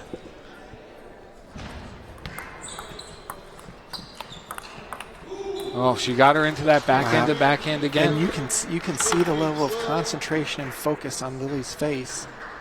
Wesleyan lead 2 games to 1. I mean, she will have had to go through the number 1 and 2 seeds.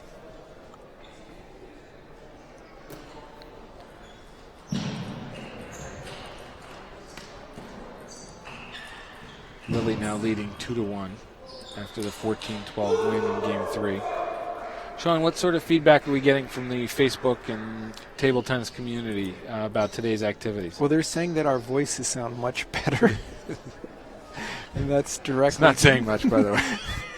That's directly due to David Del Vecchio finding out that the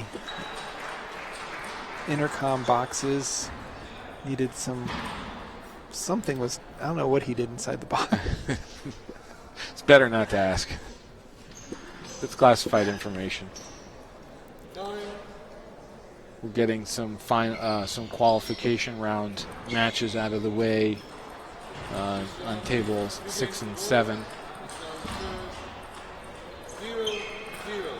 So Lily to serve up 2-1, 0-0. Let the chess game begin again.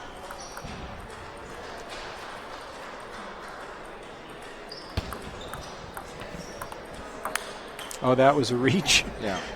0-1. You know, as a non-elite player, you see her getting in these exchanges, these backhand-to-backhand exchanges where her backhand looks so easy. And then you see her attack a ball like that where it didn't look so easy. And it's an interesting contrast. Sometimes the brain operates faster than the feet.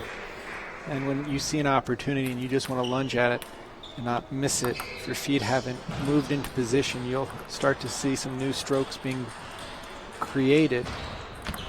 And what the best players are able to do is constantly... there it is. Powerful forehand smash.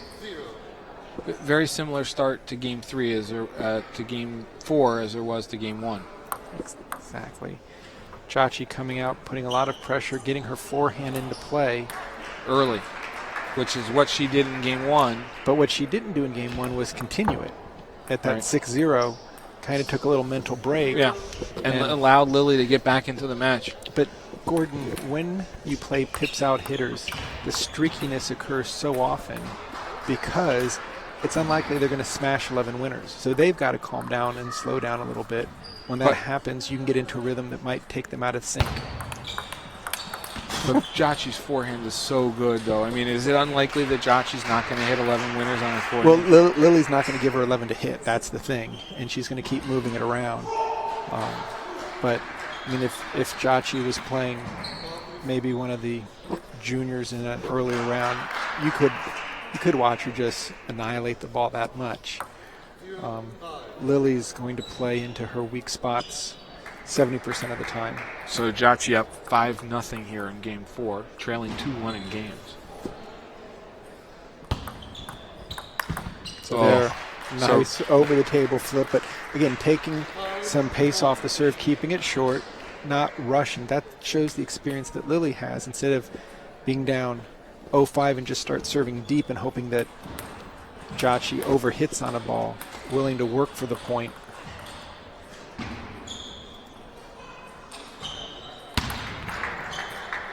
But there again, Jacci doing an excellent job of serving half long into Lily's forehand side of the table, just to the right of her elbow, taking her backhand out of the point. There once again, right into the right side of the center line.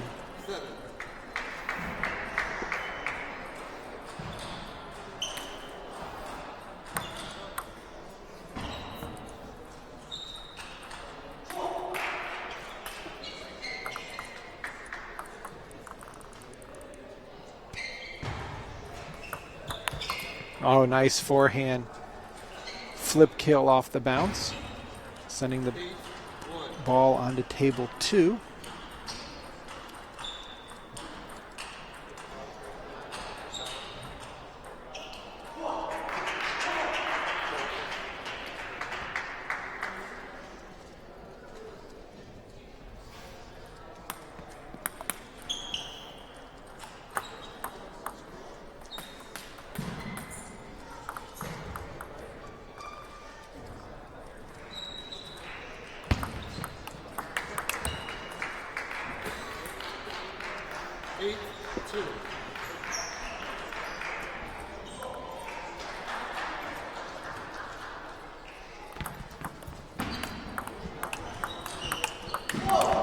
Again, any short ball, Devastating backhand. Lily just jumps on top of it, creates a more severe angle.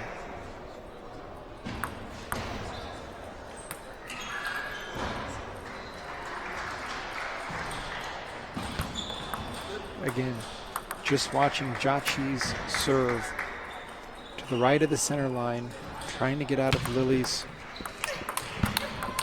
There's forehand or Jachi's backhand. forehand. Yeah, Not going at Lily's backhand, going at Lily's forehand this time. right. And starting it really about 4 to 5 inches to the right of the center line, so that if Lily's going to play a backhand, she has to give up some open positioning.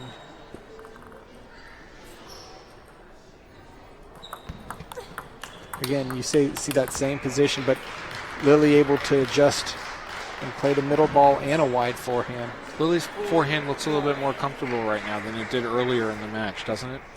It really does. She's moving well. And again, playing into the pips, so difficult to get that timing because the ball is so flat without spin. So when Jachi does that, stepping around. right? She does the opening with the backhand, which heavy spin. Then she comes with a flat kill forehand. So your racket angle is constantly being forced to turn over. That's why it's always so unnerving to play a player with good pips on their backhand that hits the ball and then forehand loops, because the change of spin is so dramatic. Jachi serving to tie up this match, down up 10-5 here in game 4, Sean. Oh, that's a nice inside-out forehand. I had a great angle on that serve, though. The amount of spin on that serve is making that ball do things that I didn't think table tennis balls could do. Oh yeah, no, I mean Jachi gets a lot of jump on her serve. I mean, that ball was literally coming right at me. It was incredible to see that. Again, that time Lily attacking that slow spinning loop. And when you're playing a pips out player, while it always feels like you're under pressure from a timing standpoint, sometimes when you play a ball just on the table, that can give them some headache because they have to kill it. They don't really have a chance to play it safe on the table because there's not going to be any spin on the ball. So here we have Lily slowly winning the last 3 points, climbing right back into this. Reeling this game. She's such a competitor, isn't she?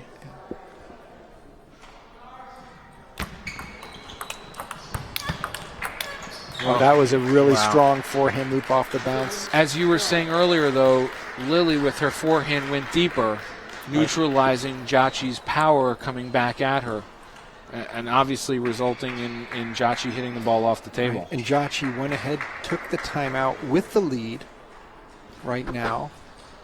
Got to think that this is a huge moment in the match. Well, it's big enough where Jachi says she's not willing to lose the point with the serve, because going down 3-1 would just be brutal. Well, and she was, let's not forget, Sean, she was up 10-5 in this game. Right. And Lily has climbed back in. Jachi's missed her last 2 forehands. Right. Lily definitely settling in, comfortable with the timing and the rhythm of the last few rallies. And the last 2 times Lily has attacked that slow spinny loop, she's won the point as well. Look for Jachi to try to get her backhand opening in a position that Lily can't re-loop it off the bounce. Oh, big. What a big timeout. Deadish serve. Floated off the end. That was just Lily just shaking her head. realizing what a great comeback she instituted, but unable to even up the game at deuce. So now we are tied 2 games apiece. And we will start game 5 in this best of 7 women's singles final for the first position on the 2015 World's team in the case of Lily Zhang, or Pan Am team for the side with Jiaqi Zhang. Jiaqi is not eligible for the Worlds. Lily is eligible for both Worlds and Pan Am. And that's due to the eligibility from changing countries, coming from China to the US. Jiaqi hasn't met the timing requirement.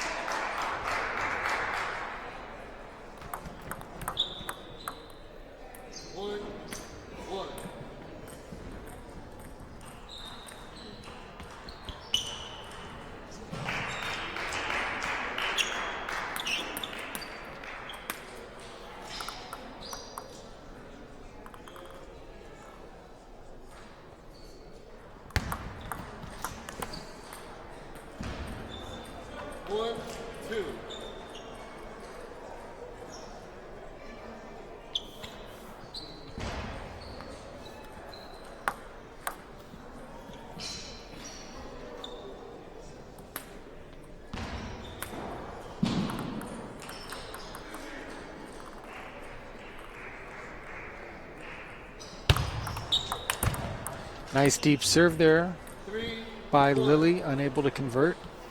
Jiaqi returned it high.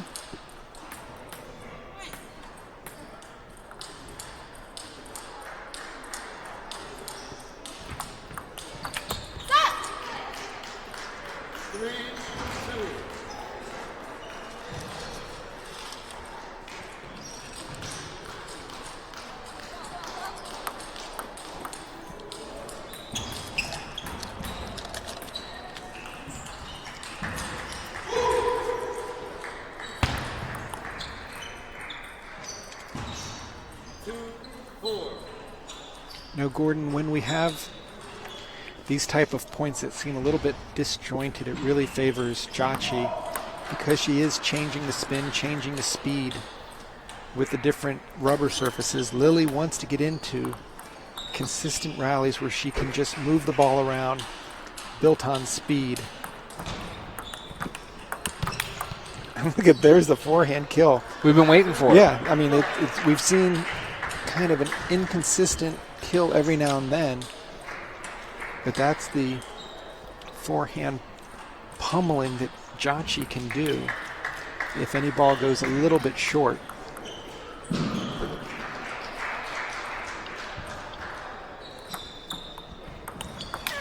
And once again, Tremendous.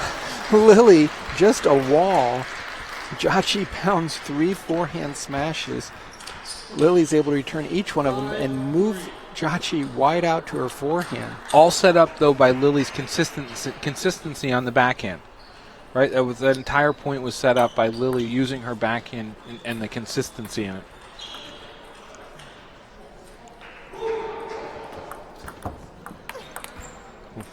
Very nice heavy push, but Jiaqi was able to lift it up, got enough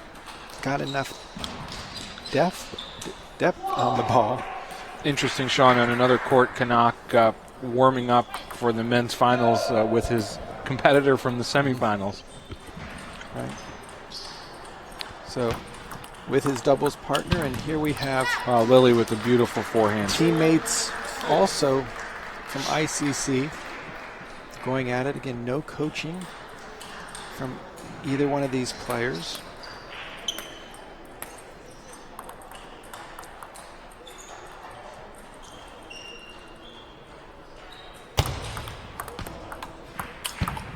Lily taking advantage of the net on that backhand to step around for the forehand.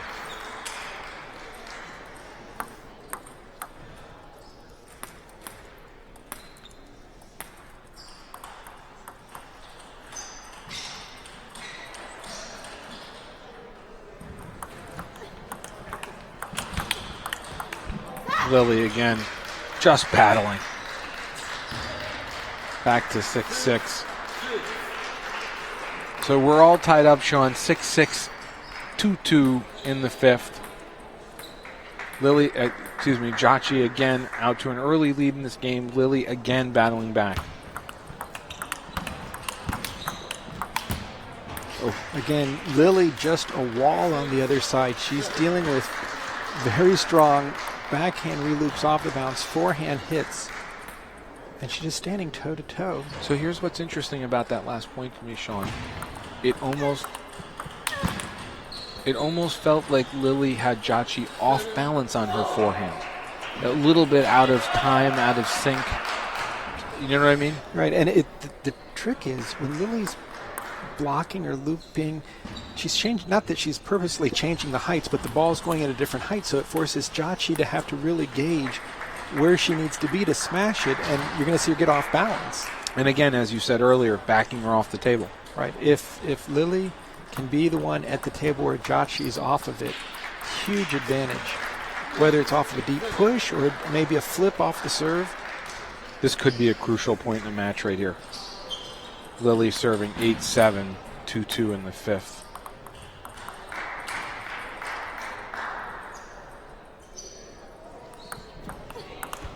Oh, another reach. We've seen that A couple times.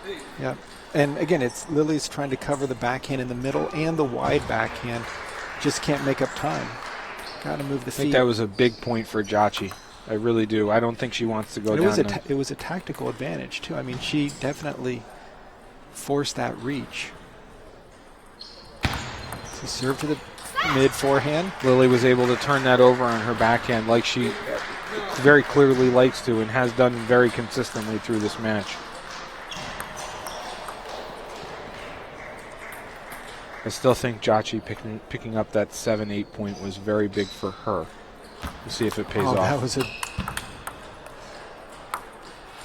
it's kind of scary. We talked about this at the Nationals. When one player sees it's a net ball and just kind of stops playing, if the other player and the umpires don't see it as a net ball, you really can't do it. I mean, there's such a high level of sportsmanship. There's here. Lily again. But you could hear in Lily's voice, she really wanted that point. Again, using the backhand right at Jacci and not giving Jacci an opportunity to step around and unload that forehand.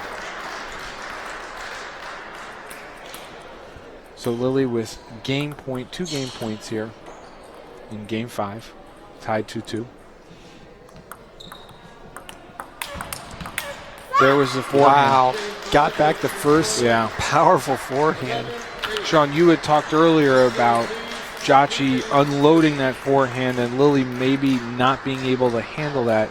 Clearly on that rally and that point, Lily knew what she was doing and was ready for it with that block. Yeah, I mean, it's a defensive block where she's putting her racket on. She's got to judge the angle perfectly, but just really staying with the point, not getting flustered or guessing where it was going, but tracking it all the way to her paddle. Look at the intensity. She is so within herself right now, isn't she? Yeah, we saw that at the end of game 2 when you knew that she needed to win that deuce game in game 3. So nothing surprising me really, Gordon, with Lily right now. I mean, she's such a competitor. She knows how to bring her A game in the most important match. She knows if her opponent's playing strong, how to slow her or cool her down.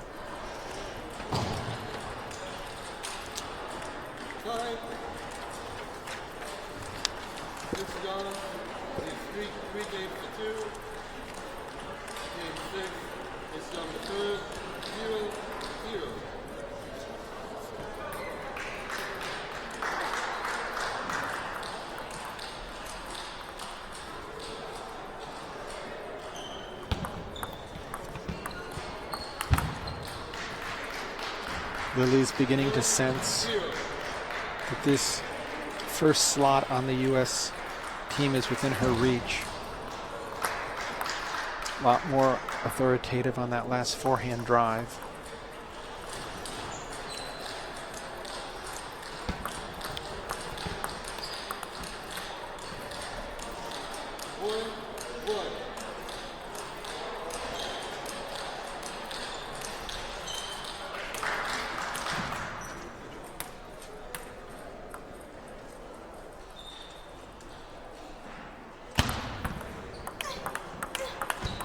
Oh, great wide backhand return by Lily on that last point. Lily up 2-1 here in the sixth. Jacci continuing to go to the center of the table for her off the bounce exchanges.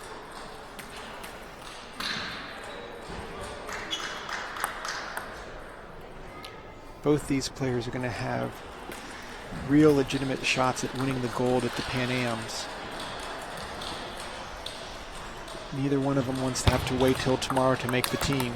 Oh, and that ball caught the net. I would assume that neither of them wants to have to deal with the physical and psychological bounce back of getting this far and then having to start all over again. That's exactly the toughest challenge of this format, of the runner-up being sent back in, but they will become the top seed. No, they won't.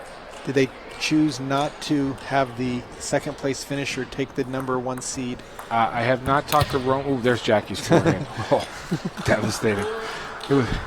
I haven't talked to Roman, the referee who's in charge of the seeding, but I believe that the number 1 seed stays the number 1 seed. Yeah, I think by rating.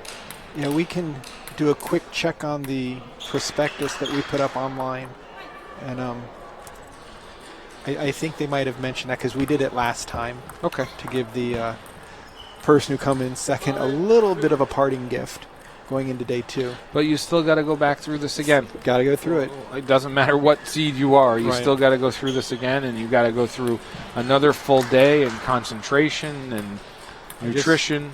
Just the nerves alone.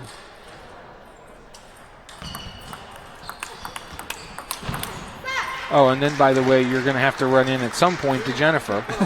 Jennifer Wu. Who's going to be even hungrier. Yeah, who as we talked about, Lily, probably her strongest match of the day. Hard to argue with the 4-0 win over the number 1 seed, but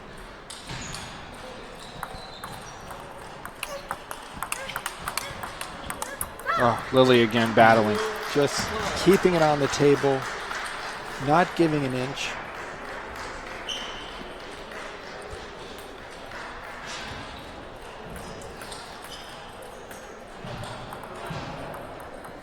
So much composure from such a young lady, isn't it?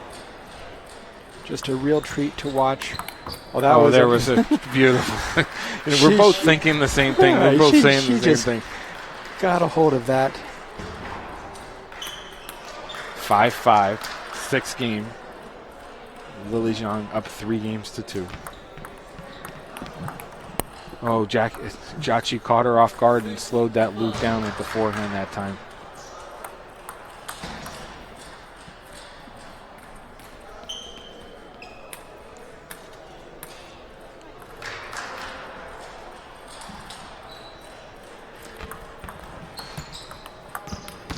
Oh.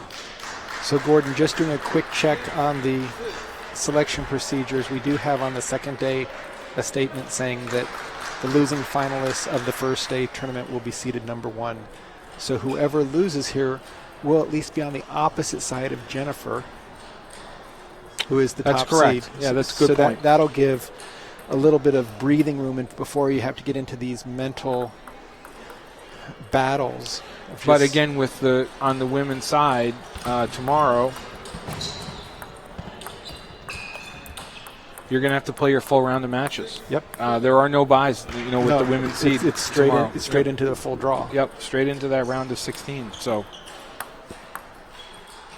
and Sunday, you do pick up the benefit of losing one, going down to 15 because there were 17 women, I believe. Correct. Correct. There was Lily's deep serve. Jachi moving.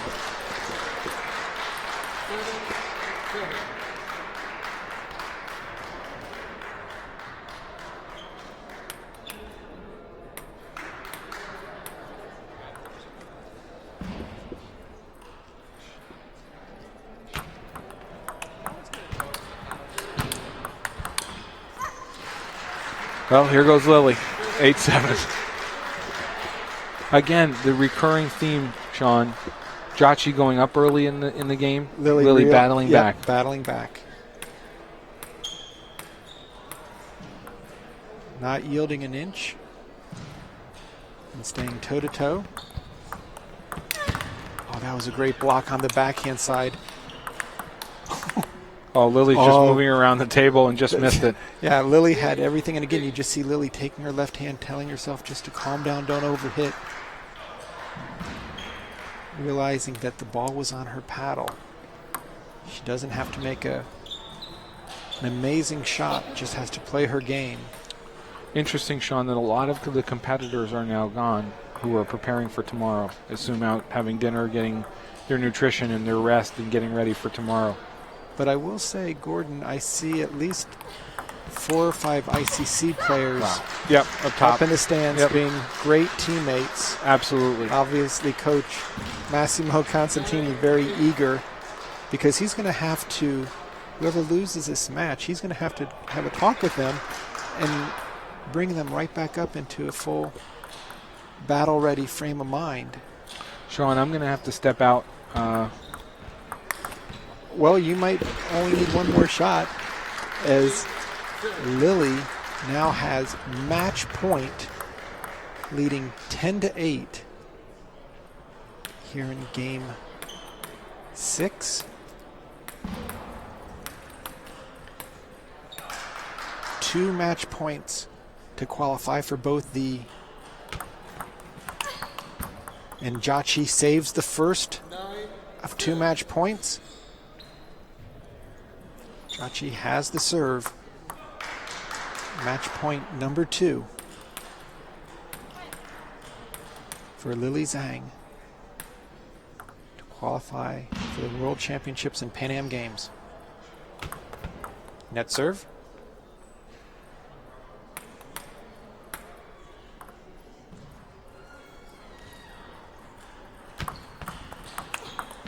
And Jachi able to deuce it up, saving 2 match points.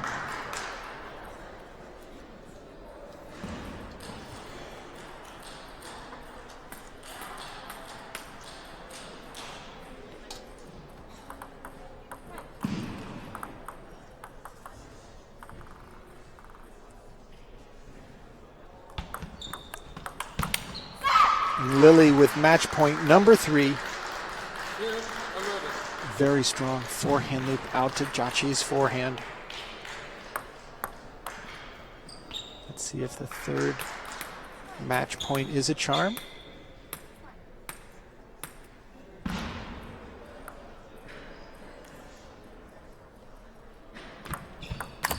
Oh, high ball to the forehand that Lily goes for. 11. The flip kill catches the top of the net going long. And Jachi Zhang survives one more match point.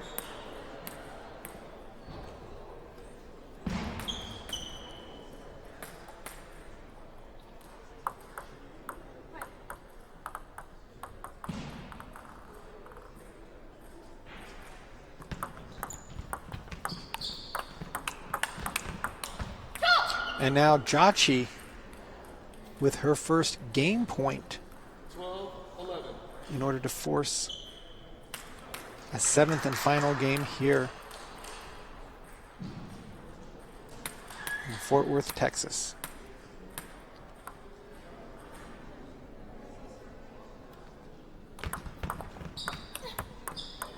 And Lily able to stop Jachi's opening loop with a heavy push.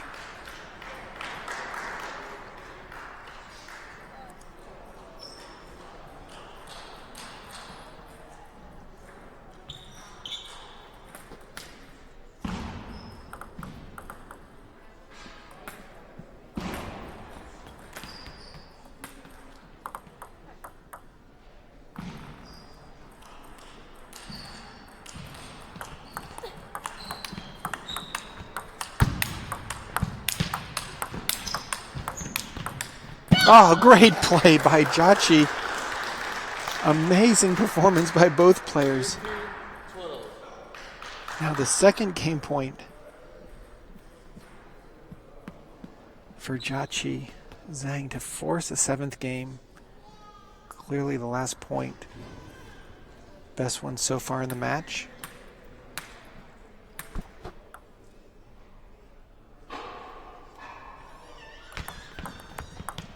And Lily with a net off of the serve 13. to keep her hopes alive in this sixth game.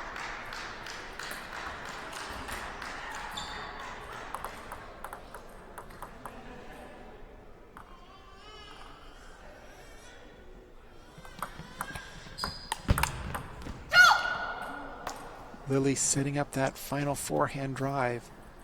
Jachi able to add just a little bit of side spin, not so much on purpose, but more by just catching off the angle of her racket. Lily mistiming it. Now Jachi with, once again, another game point.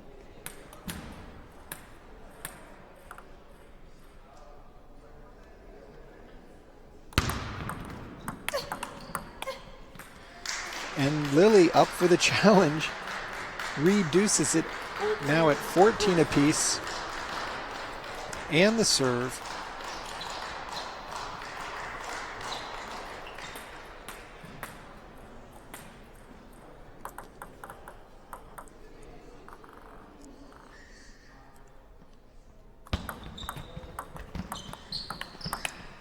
Very nice opening by Lily Zhang.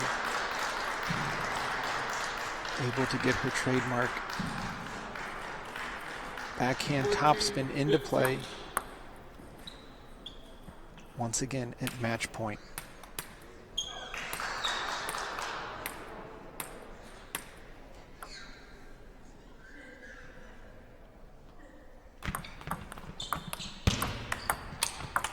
Oh, what an amazing shot by Jachi. Lily had the high ball, could have done anything with it. Hit it cross court to Jachi's backhand, and Jachi somehow managed to keep the point alive. And we are tied again at 15 all.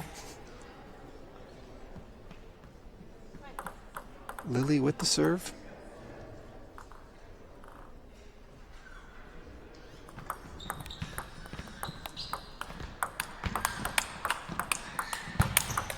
And there's the forehand power of Jachi Zhang.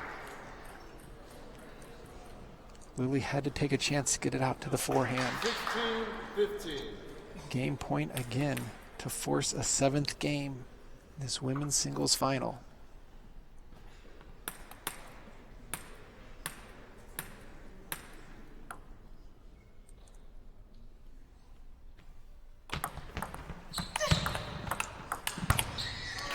And Lily continues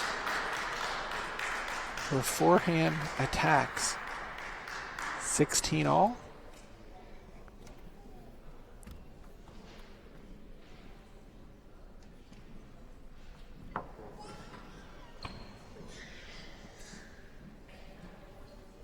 Sixteen.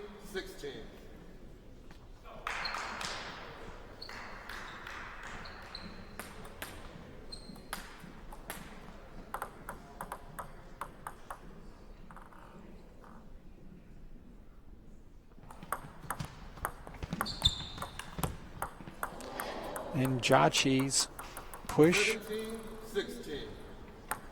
seemed quite loopable, but Lily just caught the top of the net, fell back on her side.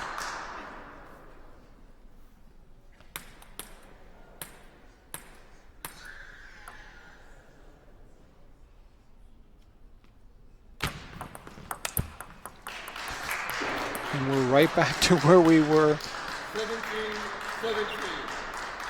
at deuce. Now 17 all.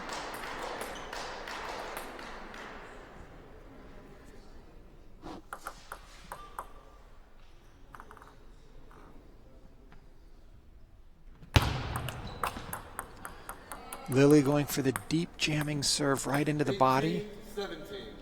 Jachi able to return it. Not much spin on her return. Lily bottoming out. Once again, Jachi with game point.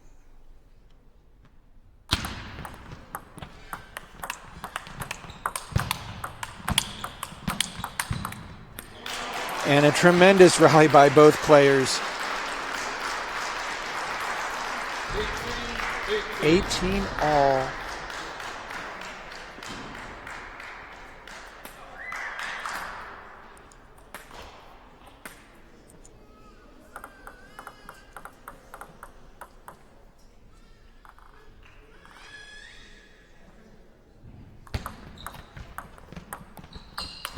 Oh, beautiful forehand drive. Now once more, match point for Lily Zhang.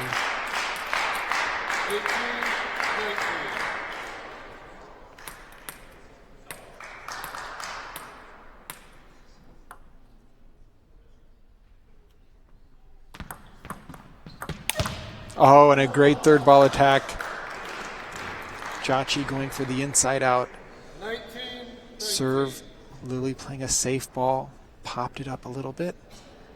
Jachi ready to smash through it.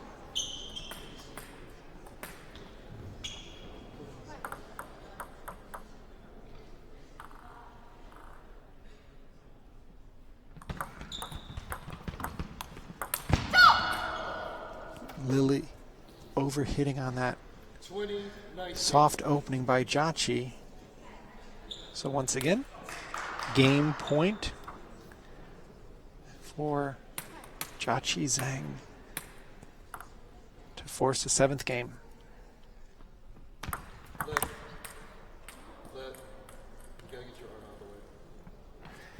Very interesting time to warn a player. Normally warnings take place early in the match, but clearly the umpire wanted to remind the players not to hide the ball on the serve.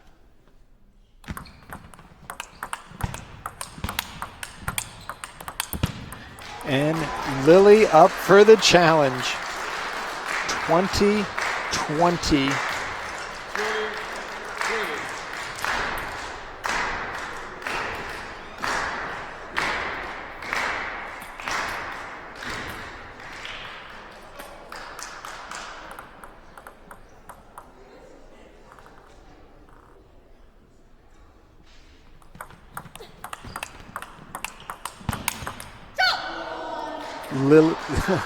Lily with a great combination. Jachi just stronger with the forehand smash. Finally finding Lily's elbow to once again get to game point.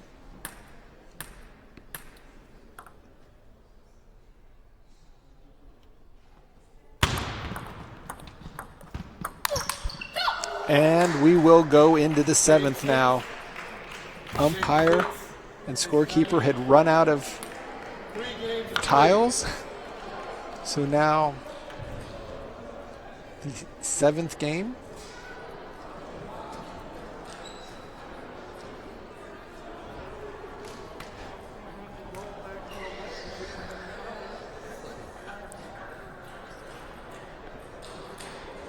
What can you say?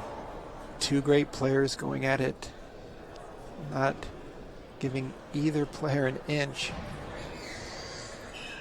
Jachi Zhang coming up with one more barrage of attacks in order to force this 7th and final game. The winner will be going to the Pan Am Games. If Lily wins, she'll have both the Pan Am Games and the World Championships to attend on behalf of USA Table Tennis.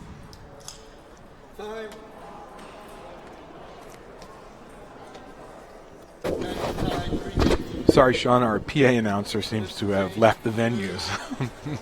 I'm now tripling as the tournament director, color analyst, and PA announcer. What a tremendous Game 6.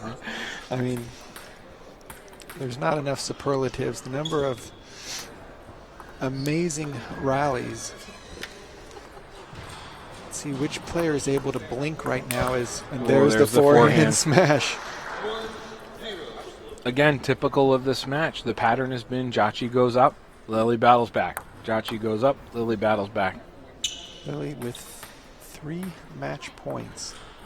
Might have been a 4th one even. Jachi, I think, with 5 or 6 game points. Once you get to 20, They ran out of numbers on the Right. scoreboard. You see that? scoreboard only assumed that they would need a couple after the 11. Oh, 0-2. tremendous audio from that table mic, isn't it? That's picking up everything. How about the crowd getting into it? Did you hear the clapping chant? Could you hear that? Definitely.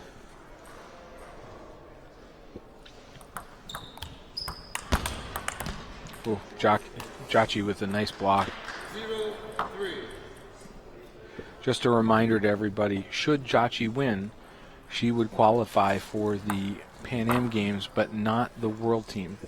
The World Team spot, the World Championship Team spot, would then carry over to Sunday, which would make Sunday really interesting. If Lily were to win, she would qualify for both the World Championships and for the Pan Am Games. Just wanted to remind everyone Right. for the 20th time today. And when you were gone, I only mentioned it 4 times. And Sean, does the finalists, the losing finalists, go into the number 1 seed tomorrow? Yes, they do. Yeah, so it is a little bit of a benefit. But as we have said a number of times, you still got to play your matches tomorrow. Yeah, there's no easy path to making either of the teams. It is a really exciting format, though. I'm not sure who on the high performance committee came up with that, but Carl Danner and the high performance committee did a wonderful job, and high performance director and all of the committee members did a fantastic job coming up with a format that really truly is exciting. And for those of you who don't know, Sean is actually pointing at himself right now because he is a member of that high performance committee, one of a number of very dedicated members of that. Oh, wait Whoa. a second. Look at that smash. Where did that come from? Deep serve to the backhand. Chachi steps around and cracks it cross court. That's the first time we've seen her do that tonight. Again, strong start at the beginning of the game.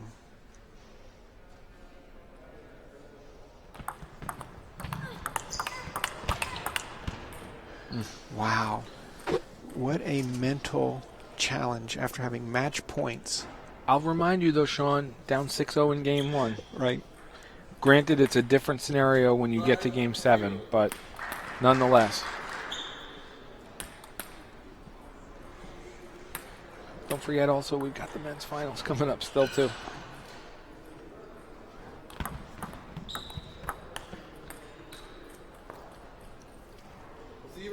And if for some reason your schedule wouldn't allow, the matches are all getting archived on demand. So the moment they're done, they're My there. schedule's allowing it. I'm here watching it. I'm no. Yeah, I don't know why anyone who loves table tennis would not be wanting to watch this live. But that last extra 20-point deuce game. Oh, what a great block on the forehand. And look at Chachi. 7-0.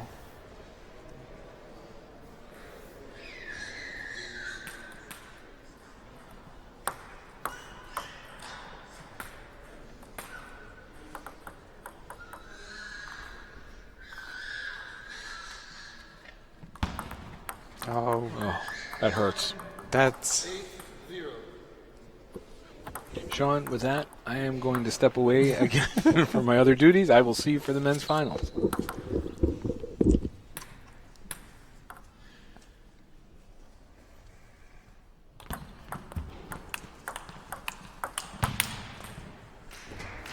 And Lily Zhang gets finally on the board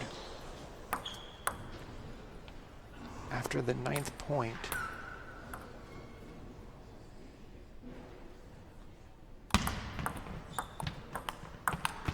Nice backhand opening into the elbow. 2-8.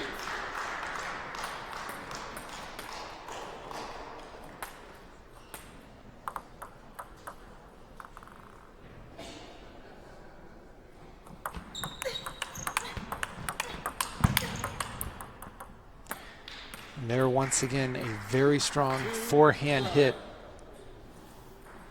off the bounce by Jachi.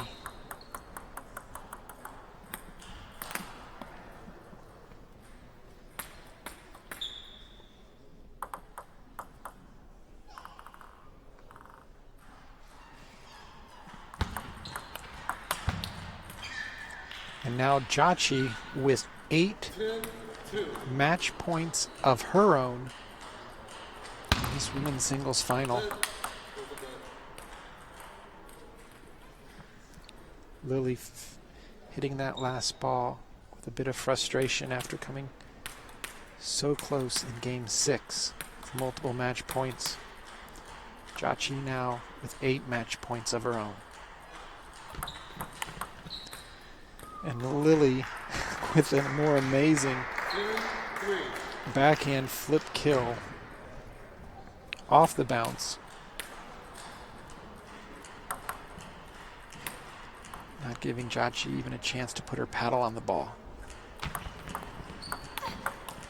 And there we have it. Jachi Zhang will be representing the United States in the Pan Am Games this summer in Toronto with a outstanding 7-game match over Lily Zhang, losing the first game 12-10, taking the second 11-7, losing the third 14-12, winning at 11-9 by the narrowest of margins, losing game 5 11-8, then coming back to win 22-20, saving multiple match points before really taking control and winning that final 7th game 11-3. So based on the eligibility requirements, Jachi Zhang will be representing the United States in Toronto in the Pan Am Games this summer. That will also have a direct qualifier to the gold medalists for Rio in 2016. Congratulations to Jachi, and we will have the extra world team slot moved over to the final day of competition. Next up will be the men's singles final between Kanak Ja, playing out of World Champions Table Tennis Academy, and Han Xiao from the Maryland Table Tennis Center.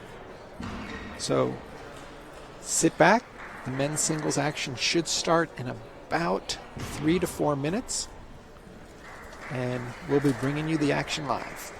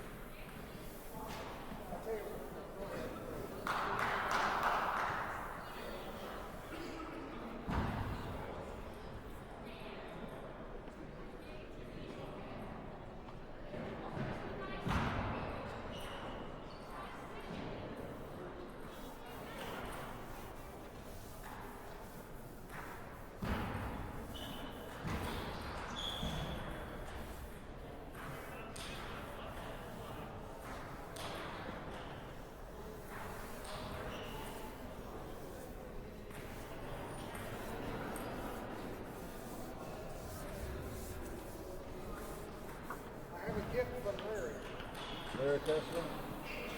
He says, don't press the button on the side. I don't know what that means.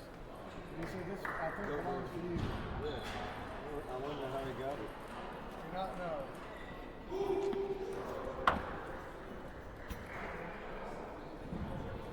Now, since I have the stopwatch,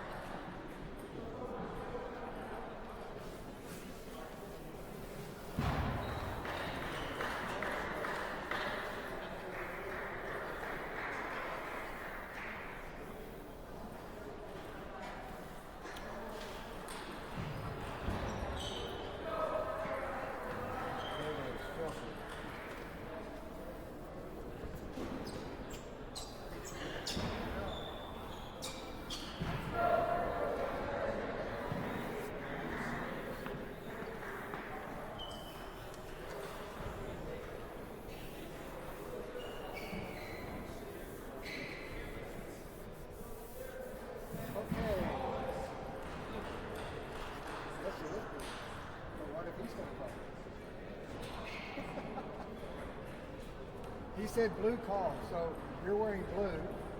Blue or blue or red? He chose blue. It is red. You will receive your choice of side. 2 minutes.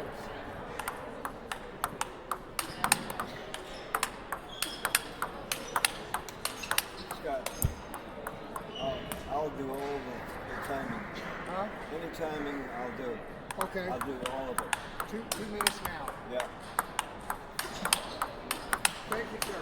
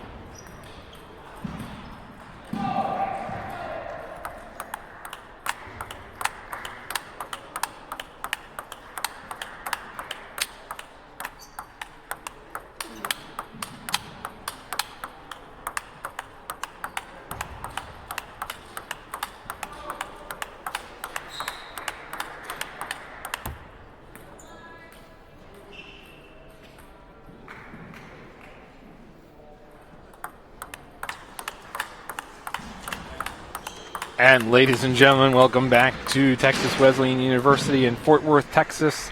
The last match of the evening. My co-host and partner in crime, Sean O'Neill, 1988 and 92 Olympian.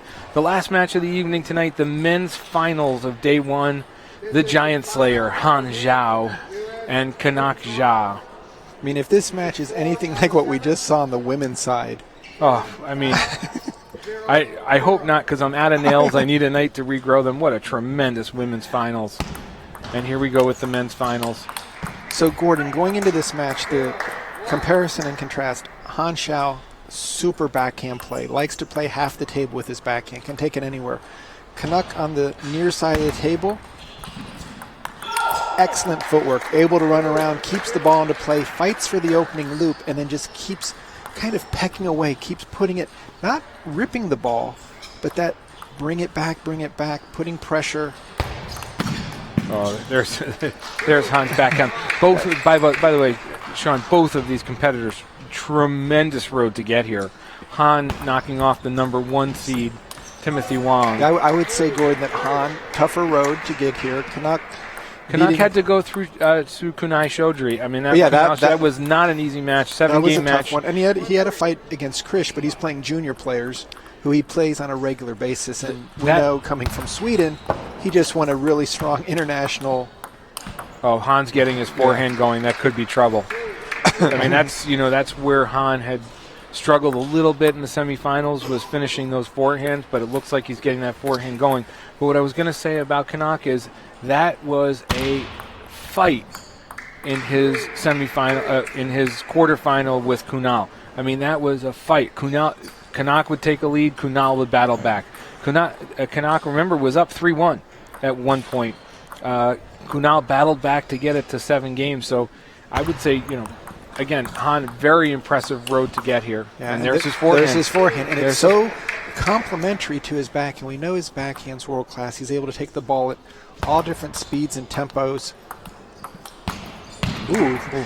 That ball hit the backhand side on his forehand backswing. I think with Canuck's strong footwork, able to cover the whole table, Han has to, I would say, almost keep it in one location. Don't let him move around. Oh, there's a nice backhand down the line. And we've seen that all throughout today with all of our backhand-oriented players. I mean, we've seen some tremendous backhand play.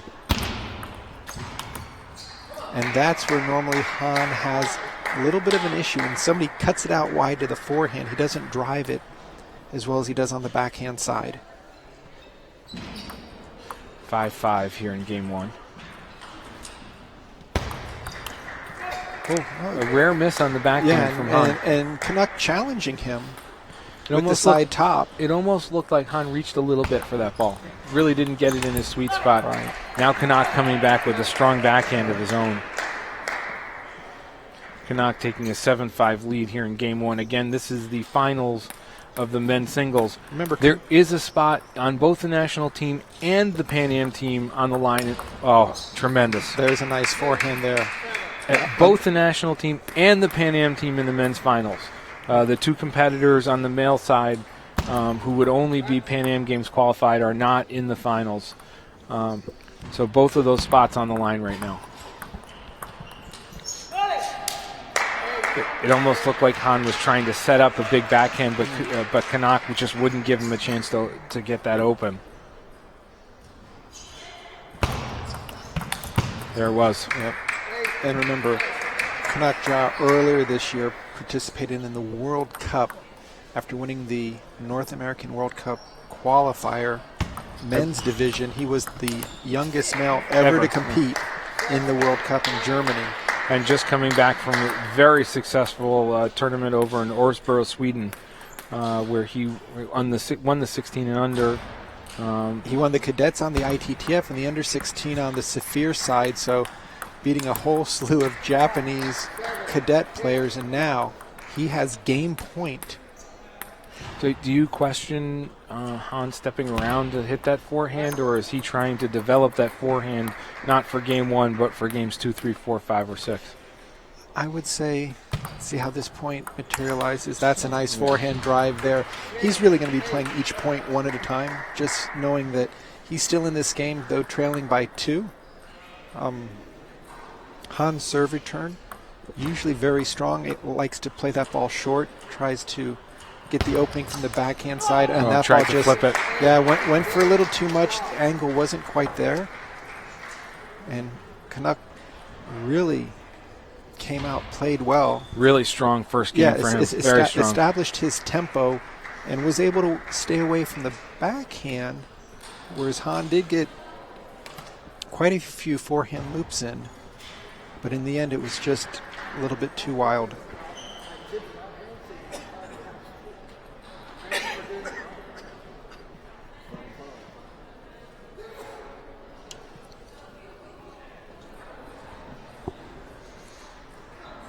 So here we go, Sean. Looks like we're almost ready for game 2. A very impressive game 1 from Canuck. And you see him jumping out onto the court. He's ready to play. Not a terrible game from Han. He developed the backhand. He missed 4 or 5 forehands that really sort of cost him. And interesting, a couple of them hit the net and went long. he also had a few really strong forehand winners, and I've got to think, Sean, from your perspective, if Han's going to win this game, he's going to have to develop those forehand winners. Yeah, he's going to have to take some chances. Canuck is a smart player who knows where Han's strengths are, and the question is Canuck going to play into that and try and feed his forehand until Han proves that he can beat him with his forehand? Is that correct? I would agree with that, and if Canuck starts his attacks, it'll be interesting to see how Han is, if he tries to counterattack it or just keep the block on the table, because until recently, Canuck really didn't have that much power on his second and third ball. It was just very consistent and persistent at the same time. That ball caught the net.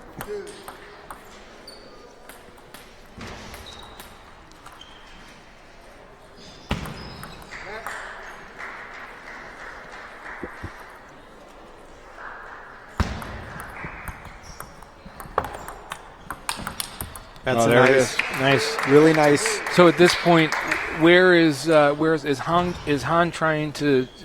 I mean, obviously trying to keep Canuck off balance. Is he going to go shorter with the serve, longer with the serve? He's going to want to drop the serve as often as possible, so that when he does play his first ball, Canuck isn't going to have as much time to counterattack.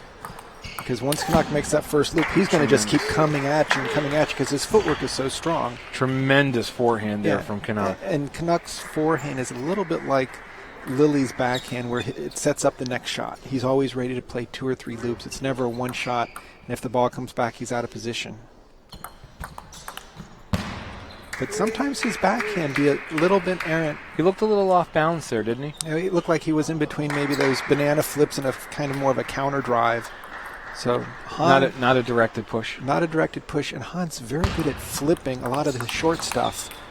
And he's got to make that backhand. Yeah, that's his shot. That's his shot. That's his bread and butter. That's what's got him here so far. Right.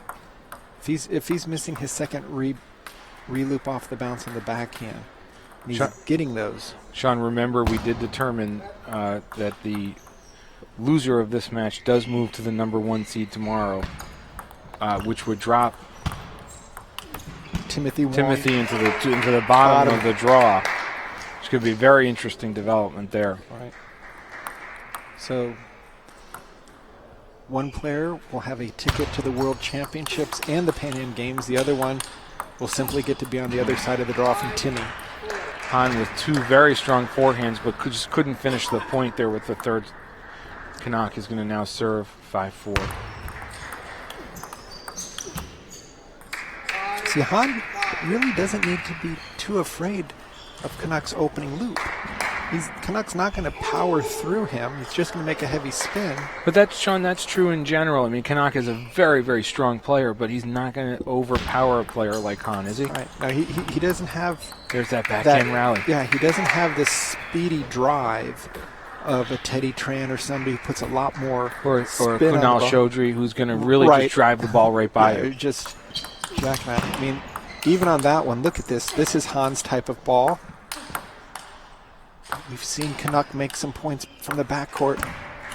We saw him make a great backhand counter loop against Krish. There's the backhand loop, just unable to. He finished that game finished the match against Krish on a very similar play. Han taking a 7-5 lead here in Game 2. Tremendous point right there, Sean. Really backed Canuck off the table. Han continued to drive at him. Canuck finally tried to come back with that counter loop. Han wanted to take that out to the forehand, just didn't get around the ball. At what point, Sean, does Han take that short serve from Canuck and just drop it right on the forehand quadrant of the table? He'll do that if he can keep it low. The tricky thing is when he drops it kind of cross court in that direction that it can pop a little bit. So Canuck is fast enough to go in and flip kill it. So he's got to just make sure that it's a soft drop versus trying to jam it short.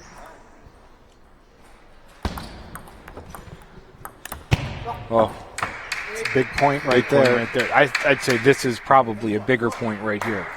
9-7 versus 8-8 is a huge difference, and we saw it in the last match with Lily and Jachi.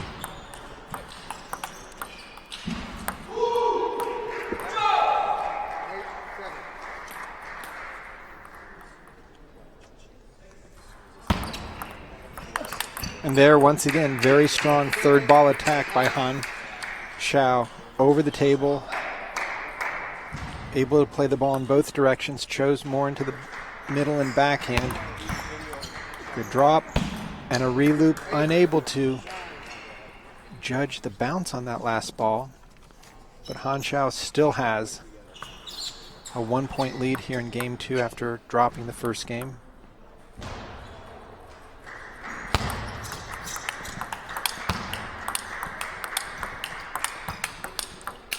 Oh, that is just world-class play by Han Xiao.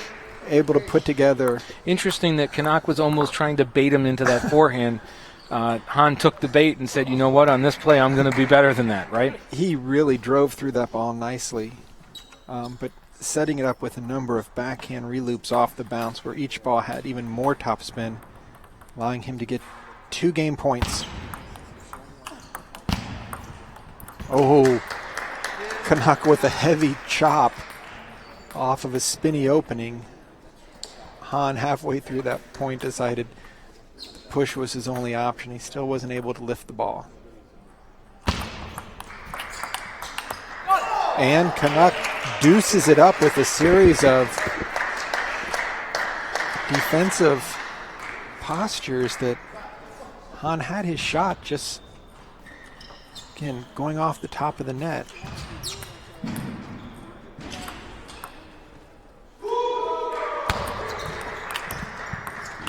Oh, wow. Taking that net ball and just driving it. Oh, what a great presence of mind on the high ball. Again, if you're Han right now, you're starting to develop more and more confidence in that forehand.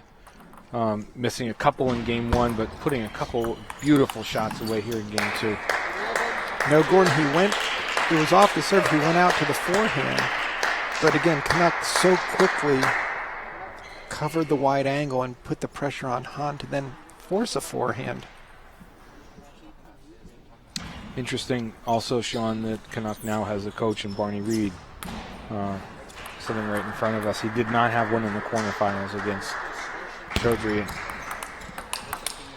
There it is. Good forehand There it combo. Set up with a nice backhand over the table and then right off the bounce. Again, continuing to develop confidence in that forehand. And he's got a really good depth to that forehand kill shot. It's going nice and deep. Wow.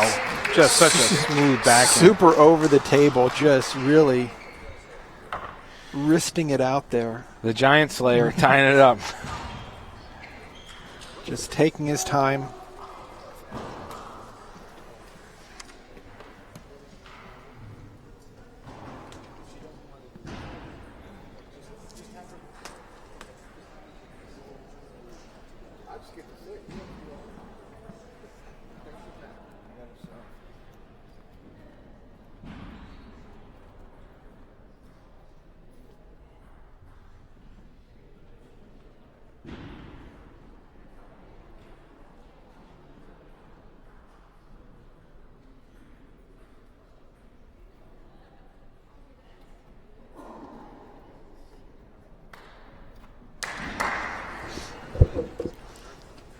Here we go. We are back live. Men's singles finals of day 1. For those of you who maybe joined us later in the broadcast, Sean, let's remind everybody that the tournament resets again tomorrow. We go all back to the beginning again. 9 a.m. Central Time. The men's champion and the women's champion, Jiaqi Zhang, are now out tomorrow. And we go back to the beginning and we start it all over again. And what a great day of table tennis we've had here. I mean, just fantastic. And what a better, I cannot think of a better way to cap it off when 1-1, Kanak Jia and Han Zhao. Lucky net ball there. But again, Han moving to get that short low ball with his backhand in the middle.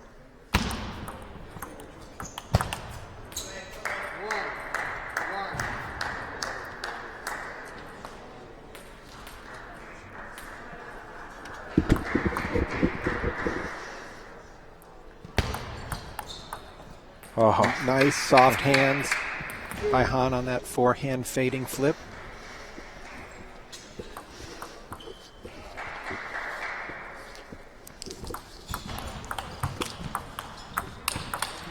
That forehand's coming around.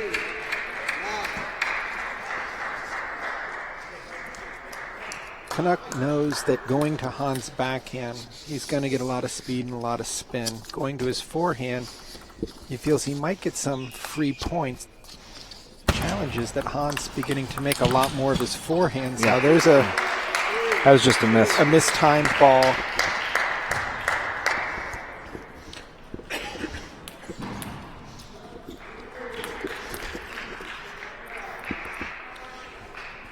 Han serving 3-2.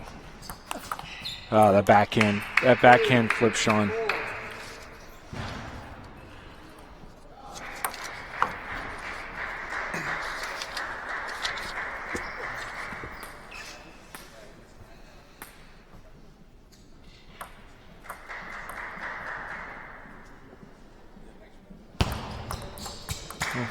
Seemed to catch him a little bit off guard, but it looked like he was going to try and push that short to the forehand side like we were talking about. Yeah, he was trying to drop it, just got on the side of the ball versus the bottom.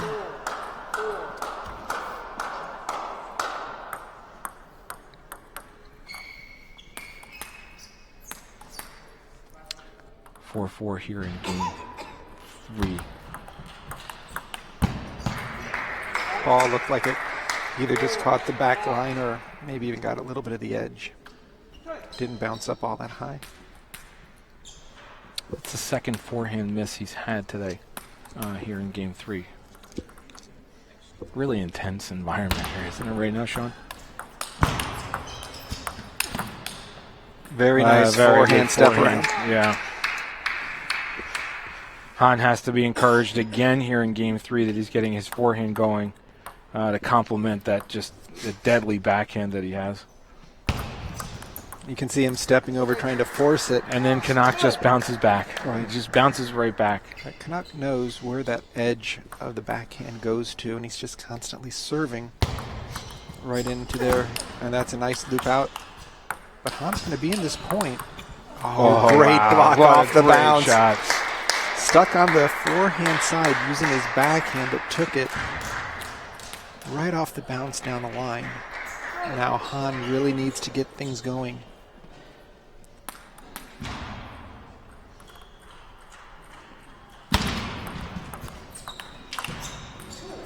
Funny, when Canuck first went with that backhand loop, it looked like it was going to go off the table. It was so spinny, it just dove right down, right into Han's sort of midsection and created some problems for him to counter loop off of that. It's a nice backhand opening there by Han. Canuck still with an 8-6 lead here in game 3, 1-1. Remind everybody this is the finals of the men's singles on day 1. We're right back here tomorrow morning at 9 a.m. Central Time. This is a best of 7.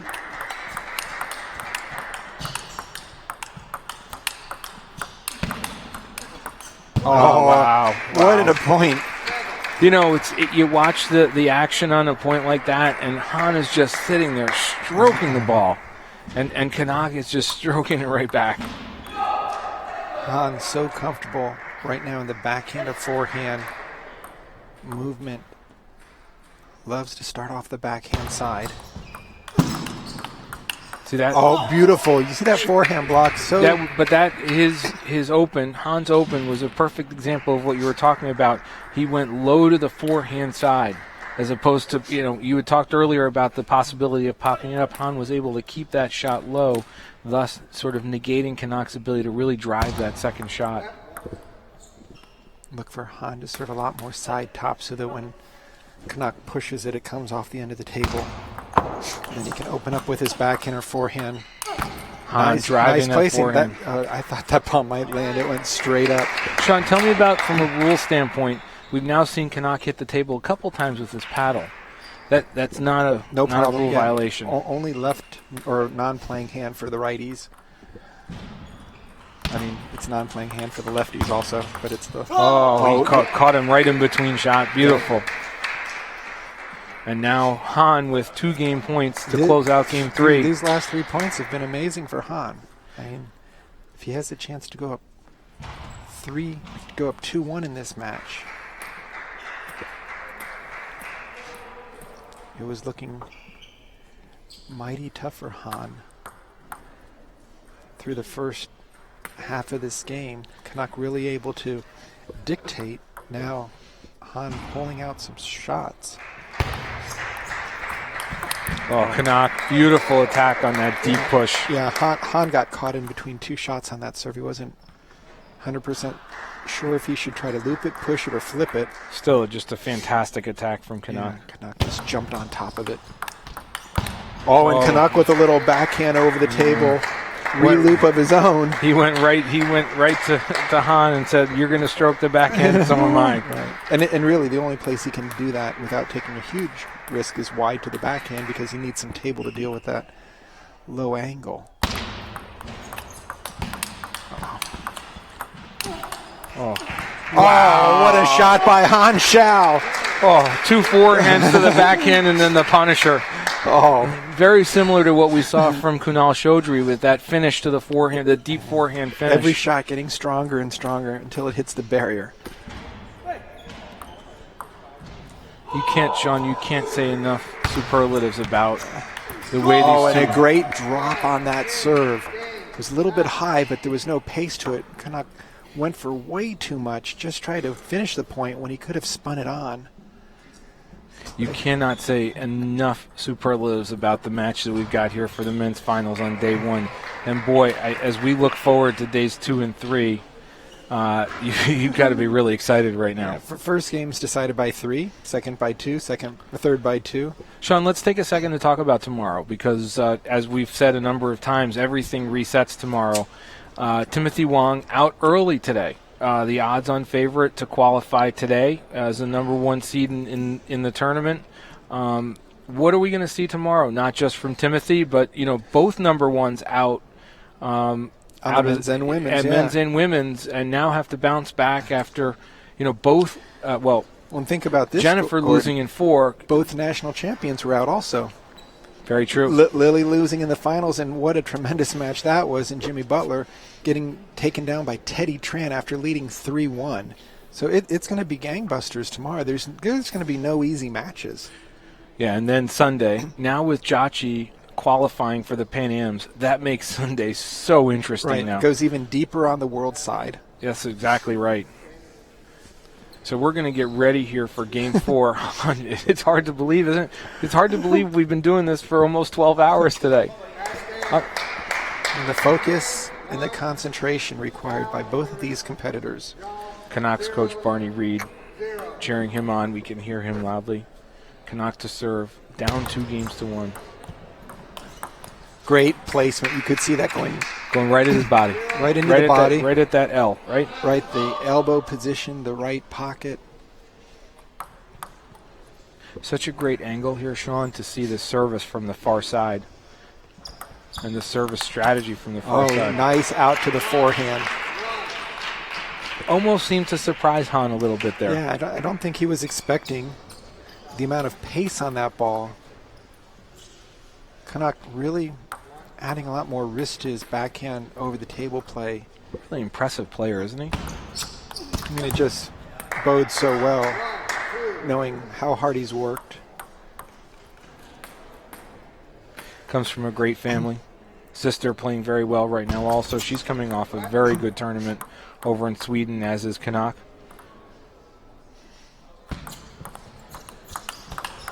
That's exactly what Han Xiao wants to do. He wants to serve it heavy, get a half-long push, make the backhand opening, and then use that backhand opening to continue the topspin over the table and not back up.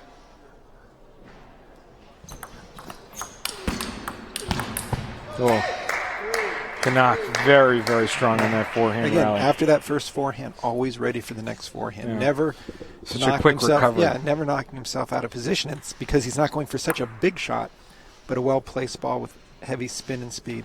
Totally meaningless point to the conversation into the match here, but more balls out of the court in this match than I think we've seen all day here on court 1. Oh, Han. Little bit of a miss hit from Han there. And really, Gordon, this is the game that if you're Han's coach, you want him to double his efforts, because if he can go up 3-1, Absolutely. he can have so much more breathing space to where he can try maybe some deep serves. However, watching Canuck play today, that 3-1 deficit, that potential 3-1 deficit, it's not going to faze him. He's just battled all day. Both of these competitors just battled all day. Oh, great. Terrific deep serve from Han. Getting back to 4-4. But, Sean, getting back to your point about Han, I think I agree with you. This is an important game. I think it's probably more important for Han than it is for Canuck. Yep, absolutely.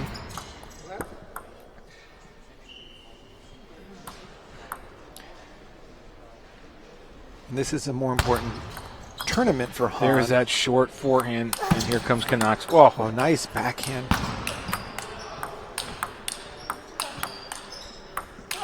Han wanted to take it down the line, just didn't get to drive through the ball enough.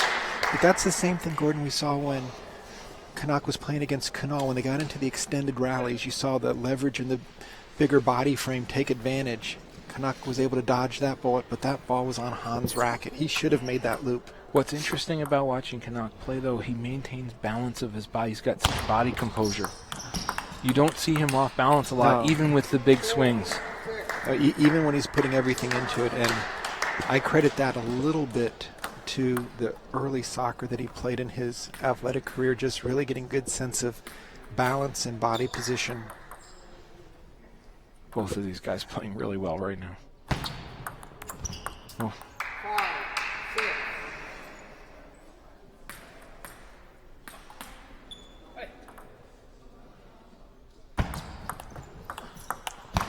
Oh, just missed it. Those are the type of points that Han really has to reduce. If he's giving away 2 or 3 points off the edge of the racket, or just kind of mini mishits that we've seen earlier on in the match. And such a small margin for error here. I mean, you saw the same thing in Lily and Jachi when Lily had the serve into the net. There's such a small margin for error here in the finals like this, when you've got two guys playing as well as they are right now. Okay, so he's going to give him a warning. He's not going to take the point. No, he called net. It was a net serve.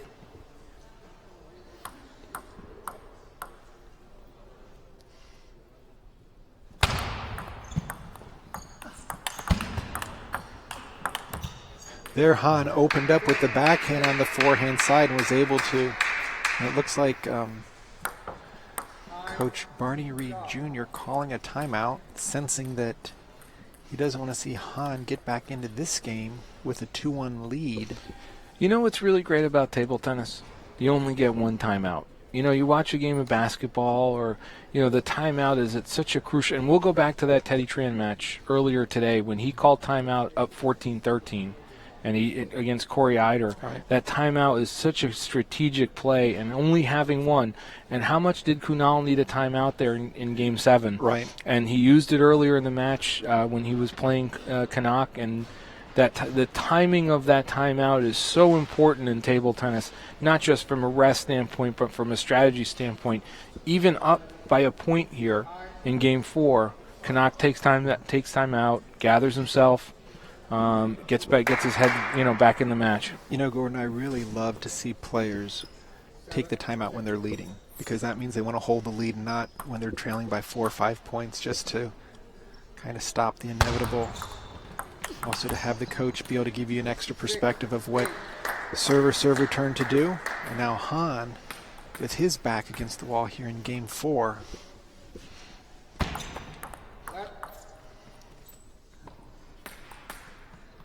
Again, Han doing a lot of serves that come off the end of the table, hoping that... I'd like to see him do that fast serve to the deep backhand. Up.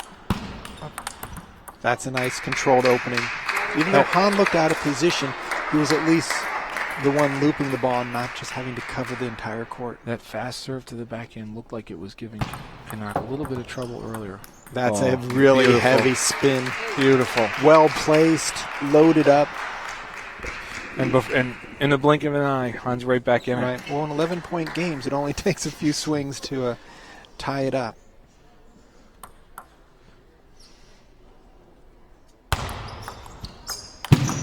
Oh, Han had that ball. Wanted that counter. he lined it up and was looking good. Again, just sometimes tough to determine whether that opening ball is going to be deep or spinny or shorter. 9-8. Oh, I like the play going deep to the backhand. Canuck just seemed like he was ready for it. right. And he after Hahn made that little head fake, Canuck had enough depth on the next ball. They really didn't give Hahn much. I don't know what Hahn's asking for.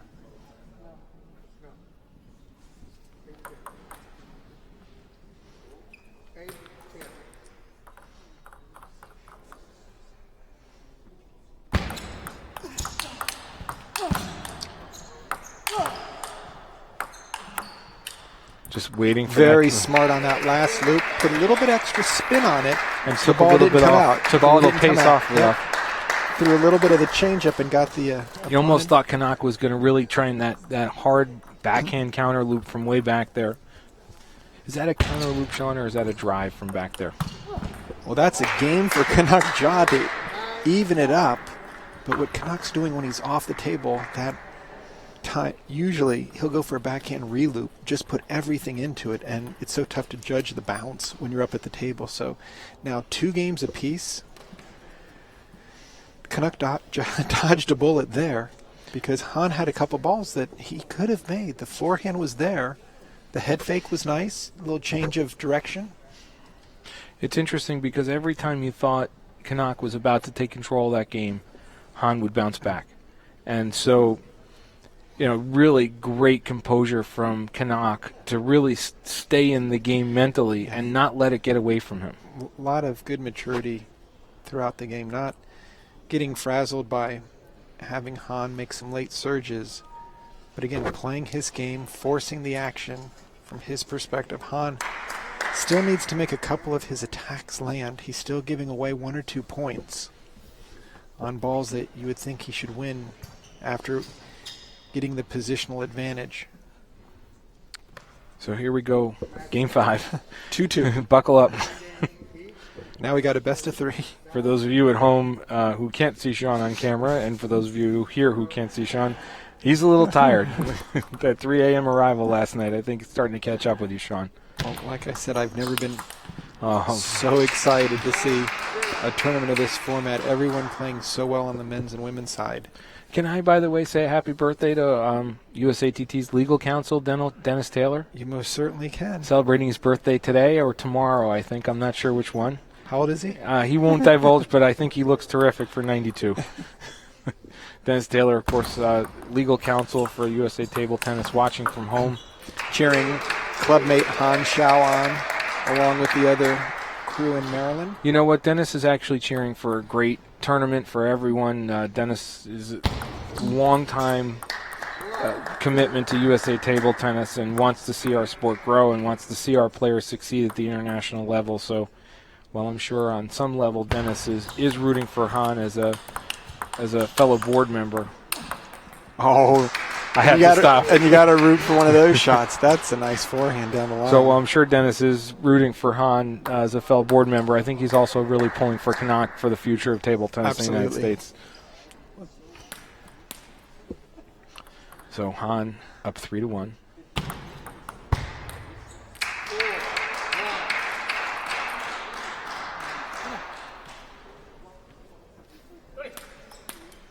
Han up 4-1. With one thing we've learned today, Sean, no lead is safe. And Han much more aggressive with the serve, and look at this forehand. Just caught it across his body. It was there for him too, and he's had a couple of those, Sean, where he had an opportunity to put the point away, and unfortunately for him, didn't take advantage of it. But tremendous play. He feels, in my opinion, so much more comfortable driving that backhand off of a loose ball than the forehand, where generally ends up going to the middle with the attack. That's a nice. So what did I tell you? No lay to see. No lay to see. No lead is safe. We're getting a little punchy. No lead is safe here tonight.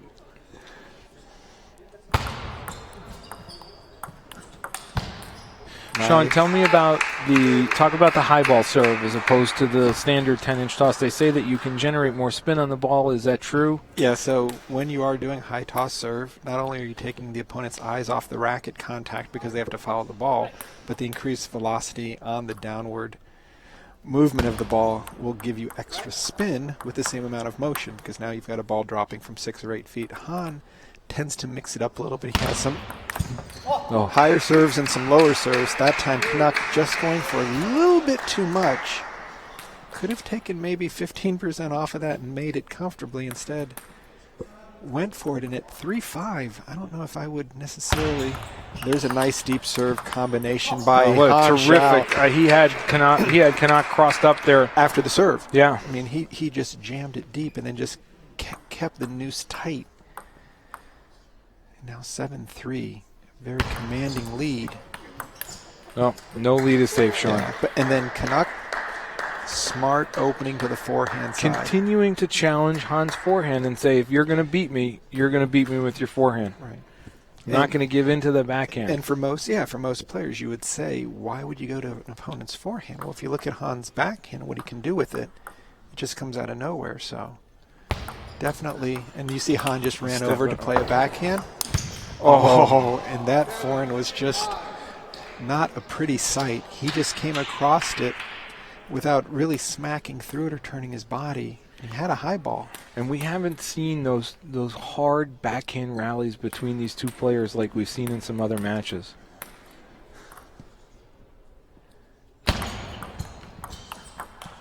That is quality backhand loop there. He Quality. Just loaded it up. Sean, how much fun is this, by the way? I mean, can you imagine doing anything else tonight right now? I'm just wishing they could make it a best of 9. Well, Lily and Jachi almost did. Yeah, they played enough for a 9er. Oh, nice backhand beautiful. over the table. Beautiful. Canuck really has a balanced game. You see him playing his forehand strong, his backhand. Great footwork. And again, always seems to be staying within himself. Doesn't try and do Sometimes anything. he's floating back a little bit. I think that would be something that he could probably take a cue from his sister Prachi, who really likes to hold the table. But he's quick. I mean, he's got fast feet, so he can turn the corner and move it. We've seen him lob a little, chop a little, hustle all over the table. We saw a vicious backhand drive on the last point. Wow. We saw a vicious backhand drive from him on the last point in his match against Krish. Yeah, that was from way back. A great Michael May-style reloop from the backcourt. Now Han Xiao, 4 game points. Ooh. And he's launched that into the stands. That's a keeper for someone. Take that ball home and put it on a mantelpiece. So they're going to let the umpire check it. Now, 10-7. Big point right here. They're all big, aren't they? With the serve. Oh, heavy underspin. Was able to get Canuck. So what we said earlier, Gordon, that we felt game 4 was more important for Han than Canuck. Clearly winning game 5 puts him back into the same position where now he's leading 3-2. I don't think we could have asked for more from day one. I mean, if tomorrow's half as exciting as what we've seen today. I mean, so again, Sean, let's talk about this. And we've talked about this off air, and I'm not sure we talked about it enough on air, but Han Xiao's got to be thinking, this is my chance. I've knocked the number 1 seed out. I've got one of the top players in the world on the ropes right now. I may have 3 days here, but this may be my chance. At least his coach is thinking there would be no better feeling than to watch days 2 and 3, knowing you've got a ticket to the Worlds and to the Pan Ams. And the way Han is playing, he's got good tactics. He's moving the ball around. He's getting his backhand in. Forehands seem to be there. On and off. On and off. He's a little bit inconsistent, Yeah. and when you see him off is when Canuck is taking advantage of that and playing into that forehand. When you see he's on, he's winning points. Yeah, and he's putting together combos with the forehand. And wow, to go right at the backhand off the bat. I mean, I don't know if that was more of a Not sure what to do, but that's the last place I'm serving deep to. And he Went did there it again, twice, went and- right and back boom. at it. Right, and I mean he just split points on his serve when he had a chance to create some space. Look for Han to just fight to get that first opening in. Ooh. Oh, and there didn't even touch the ball on the forehand. Third time we've seen that now from Han. I don't know if that's a ball issue. It's more of a technique and footwork. When you become a backhand-oriented player, your right leg comes a little bit more forward. So that was spin right there. Yeah, I mean, that ball just turned sideways. right, and side spin as well. That yeah. was just, I mean, that little ball bounced and literally made a right-hand turn on 96th Street. Canuck up 3-1 here. I mean, how insane would it be if this went 7? Again, Canuck going right at the backhand again. Almost Well, fearless. But it's easier to get to Han's forehand if you play one to the backhand first, so that's why. We've seen Han a couple of times also step around. That's a beautiful forehand flip. Oh. And then just... We've kind of also just- seen Han step around a couple times and actually play the backhand on the forehand side. I remember there was another world-class player that used to do that well before my time, and I can't remember who it was. My friend Ed Hogshead was telling me about. probably Andre Gruba. Was it Gruba? Yeah, he was a backhand-oriented player that would... Oh, tremendous forehand from Canuck. Yeah. So now, this is one of those games where at 3-2 you're leading. Would have liked- Doesn't Michael Mays do that sometimes? Also step around and play the backhand first.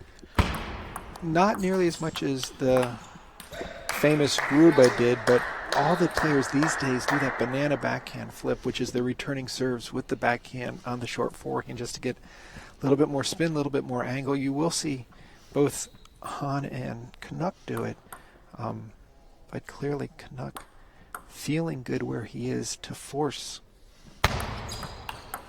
Tremendous open. So again, Sean, we can't. You can't see it off. Well, you and I can see it, but Team ICC still here, watching, learning, getting ready for tomorrow. Well, there's a number of players here realizing that if you're gonna make either of the teams, there's the backhand What was that called? placement, Directed block. directed block. But there was a little extra mustard on that one. Wow. He went through that ball. Again, no lead safe in this match right now. Well, I mean, if I'm Han, I'm throwing the kitchen sink in this game. There's no reason to hold anything back there. Back edge. Back edge. Canuck taking an 8-3 lead here in Game 6, down 3-2 against the Giant Slayer. Han Zhao, former junior national team member. World team member. Han coming off a very strong showing at the U.S. Nationals in December. I wonder, Sean, whether that motivated him to perhaps train a little bit harder for today. And I'm for sure this it did. weekend. I'm sure it did. Clearly, if any time you're in the Final Four at the Nationals, you realize how close you are. Wow. Beautiful backhand from Canuck. I believe 10-4 right now. Canuck an opportunity to close out Game 6. Great article today, by the way, in USA Today, talking about Han and his work with Crystal Wong at Maryland Table Tennis Center. Net serve.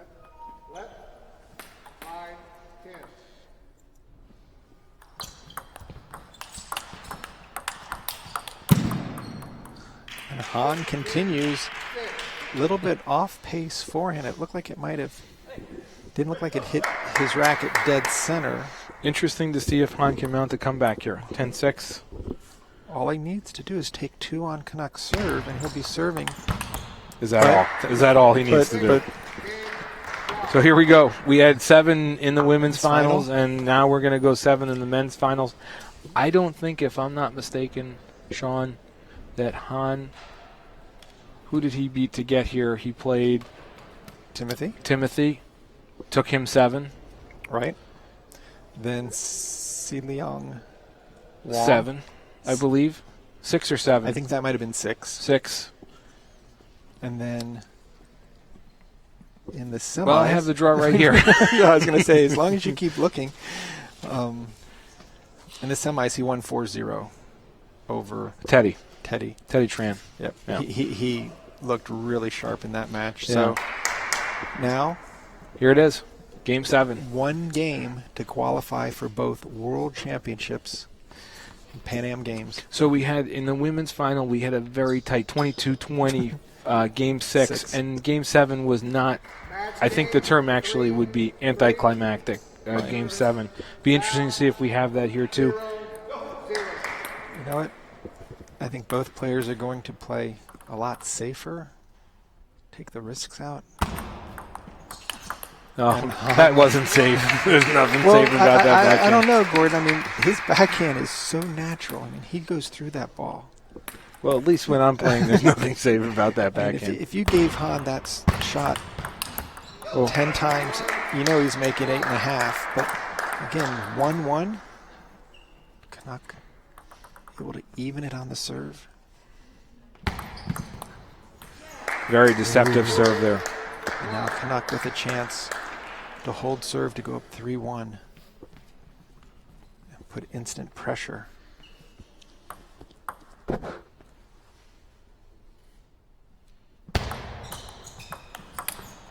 push was a little too high there. Right at his backhand. Yeah, though. just popped it up and then unsure of really where Canuck was going.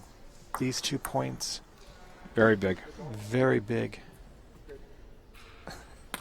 How many times have we said that tonight?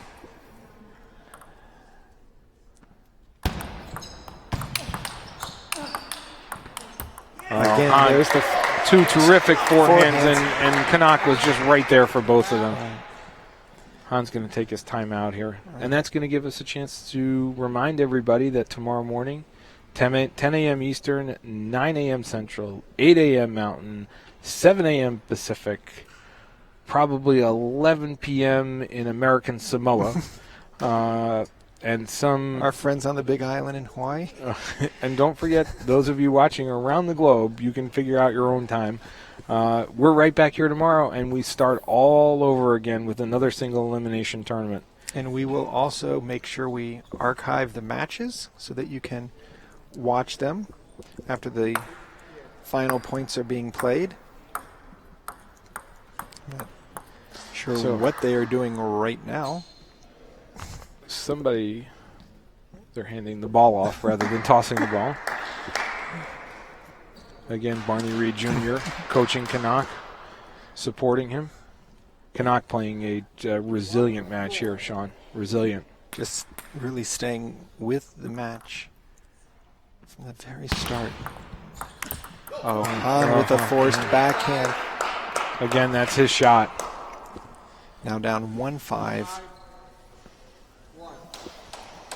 Reminds me a little bit of the Nationals, where Jimmy Butler was trailing 5-1. To Kunal Chaudhry. Exactly. Now the umpires will get the scoreboards. Oh, again, very well placed. Just 2 inches to the right of the backhand crossover point.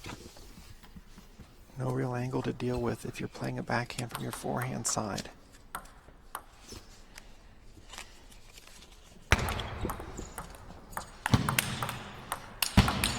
Oh, wow. Big shots by Canuck. Sean, I am going to step away from the microphone this evening. It has been a pleasure to step over to my duties as the master of ceremonies here as well. It has been truly a pleasure working with you tonight, and I look forward to and another another great day tomorrow. big forehand drive by Canuck Jaw to open up a 7-point lead. To possibly earn a slot on his first Pan Am team. And Han Xiao saying, not quite yet. Combination of forehand attacks out to the backhand and forehand side.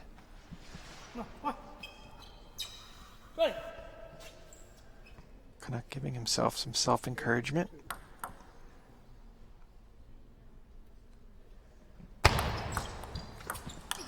Oh, and a very, very heavy loop that didn't really bounce all that much. But he had so much spin on it. 9-2 here in Game 7. And going for way too much on that ball. Just trying to land a winner.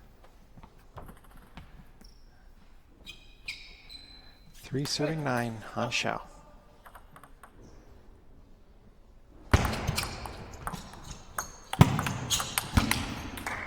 Now 7 match points for Canuck Jia to qualify for the Pan Am and World Championship team. Not quite yet. Han saves 1 match point.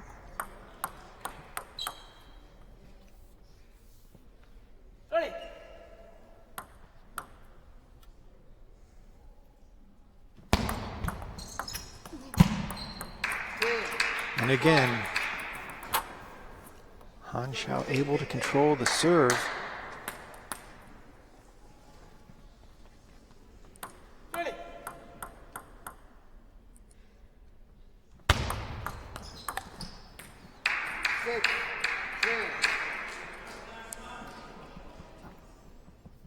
Han will take over the serve.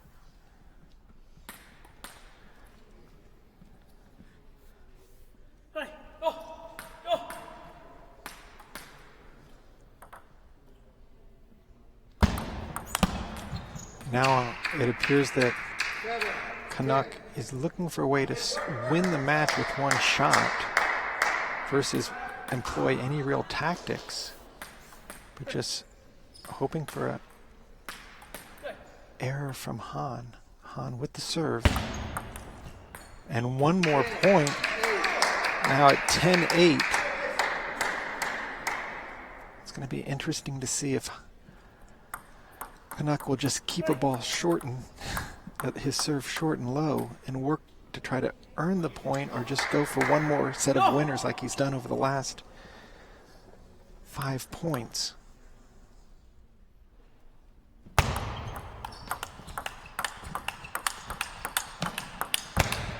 And Canuck Jia is the first member of the 2015 U.S.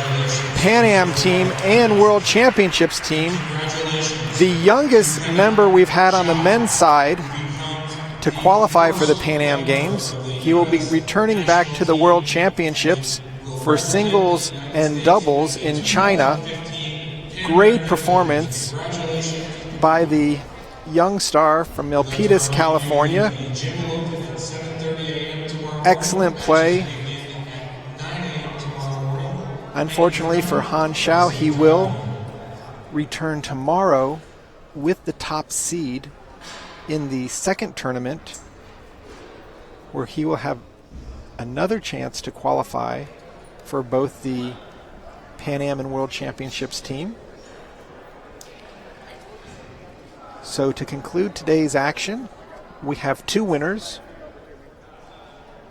Jiaqi Zhang has qualified for the Pan Am team. She is ineligible for the World Championship. She hasn't met the residency length of time for the ITTF, so her world slot will move on to Sunday.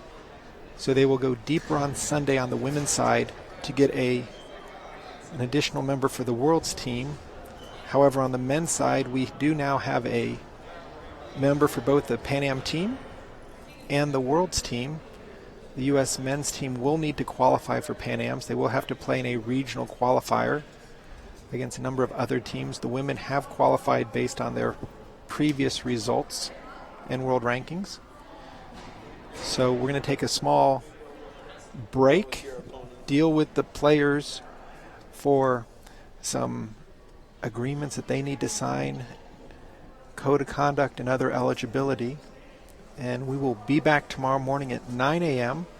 Central Time with Tournament 2 of the 2015 U.S. Nationals and Pan Am team trials from Texas Wesleyan University in Fort Worth. I'm Sean O'Neill. I'd like to thank the entire team with Gordon Kay, David Del Vecchio. We'll see you tomorrow.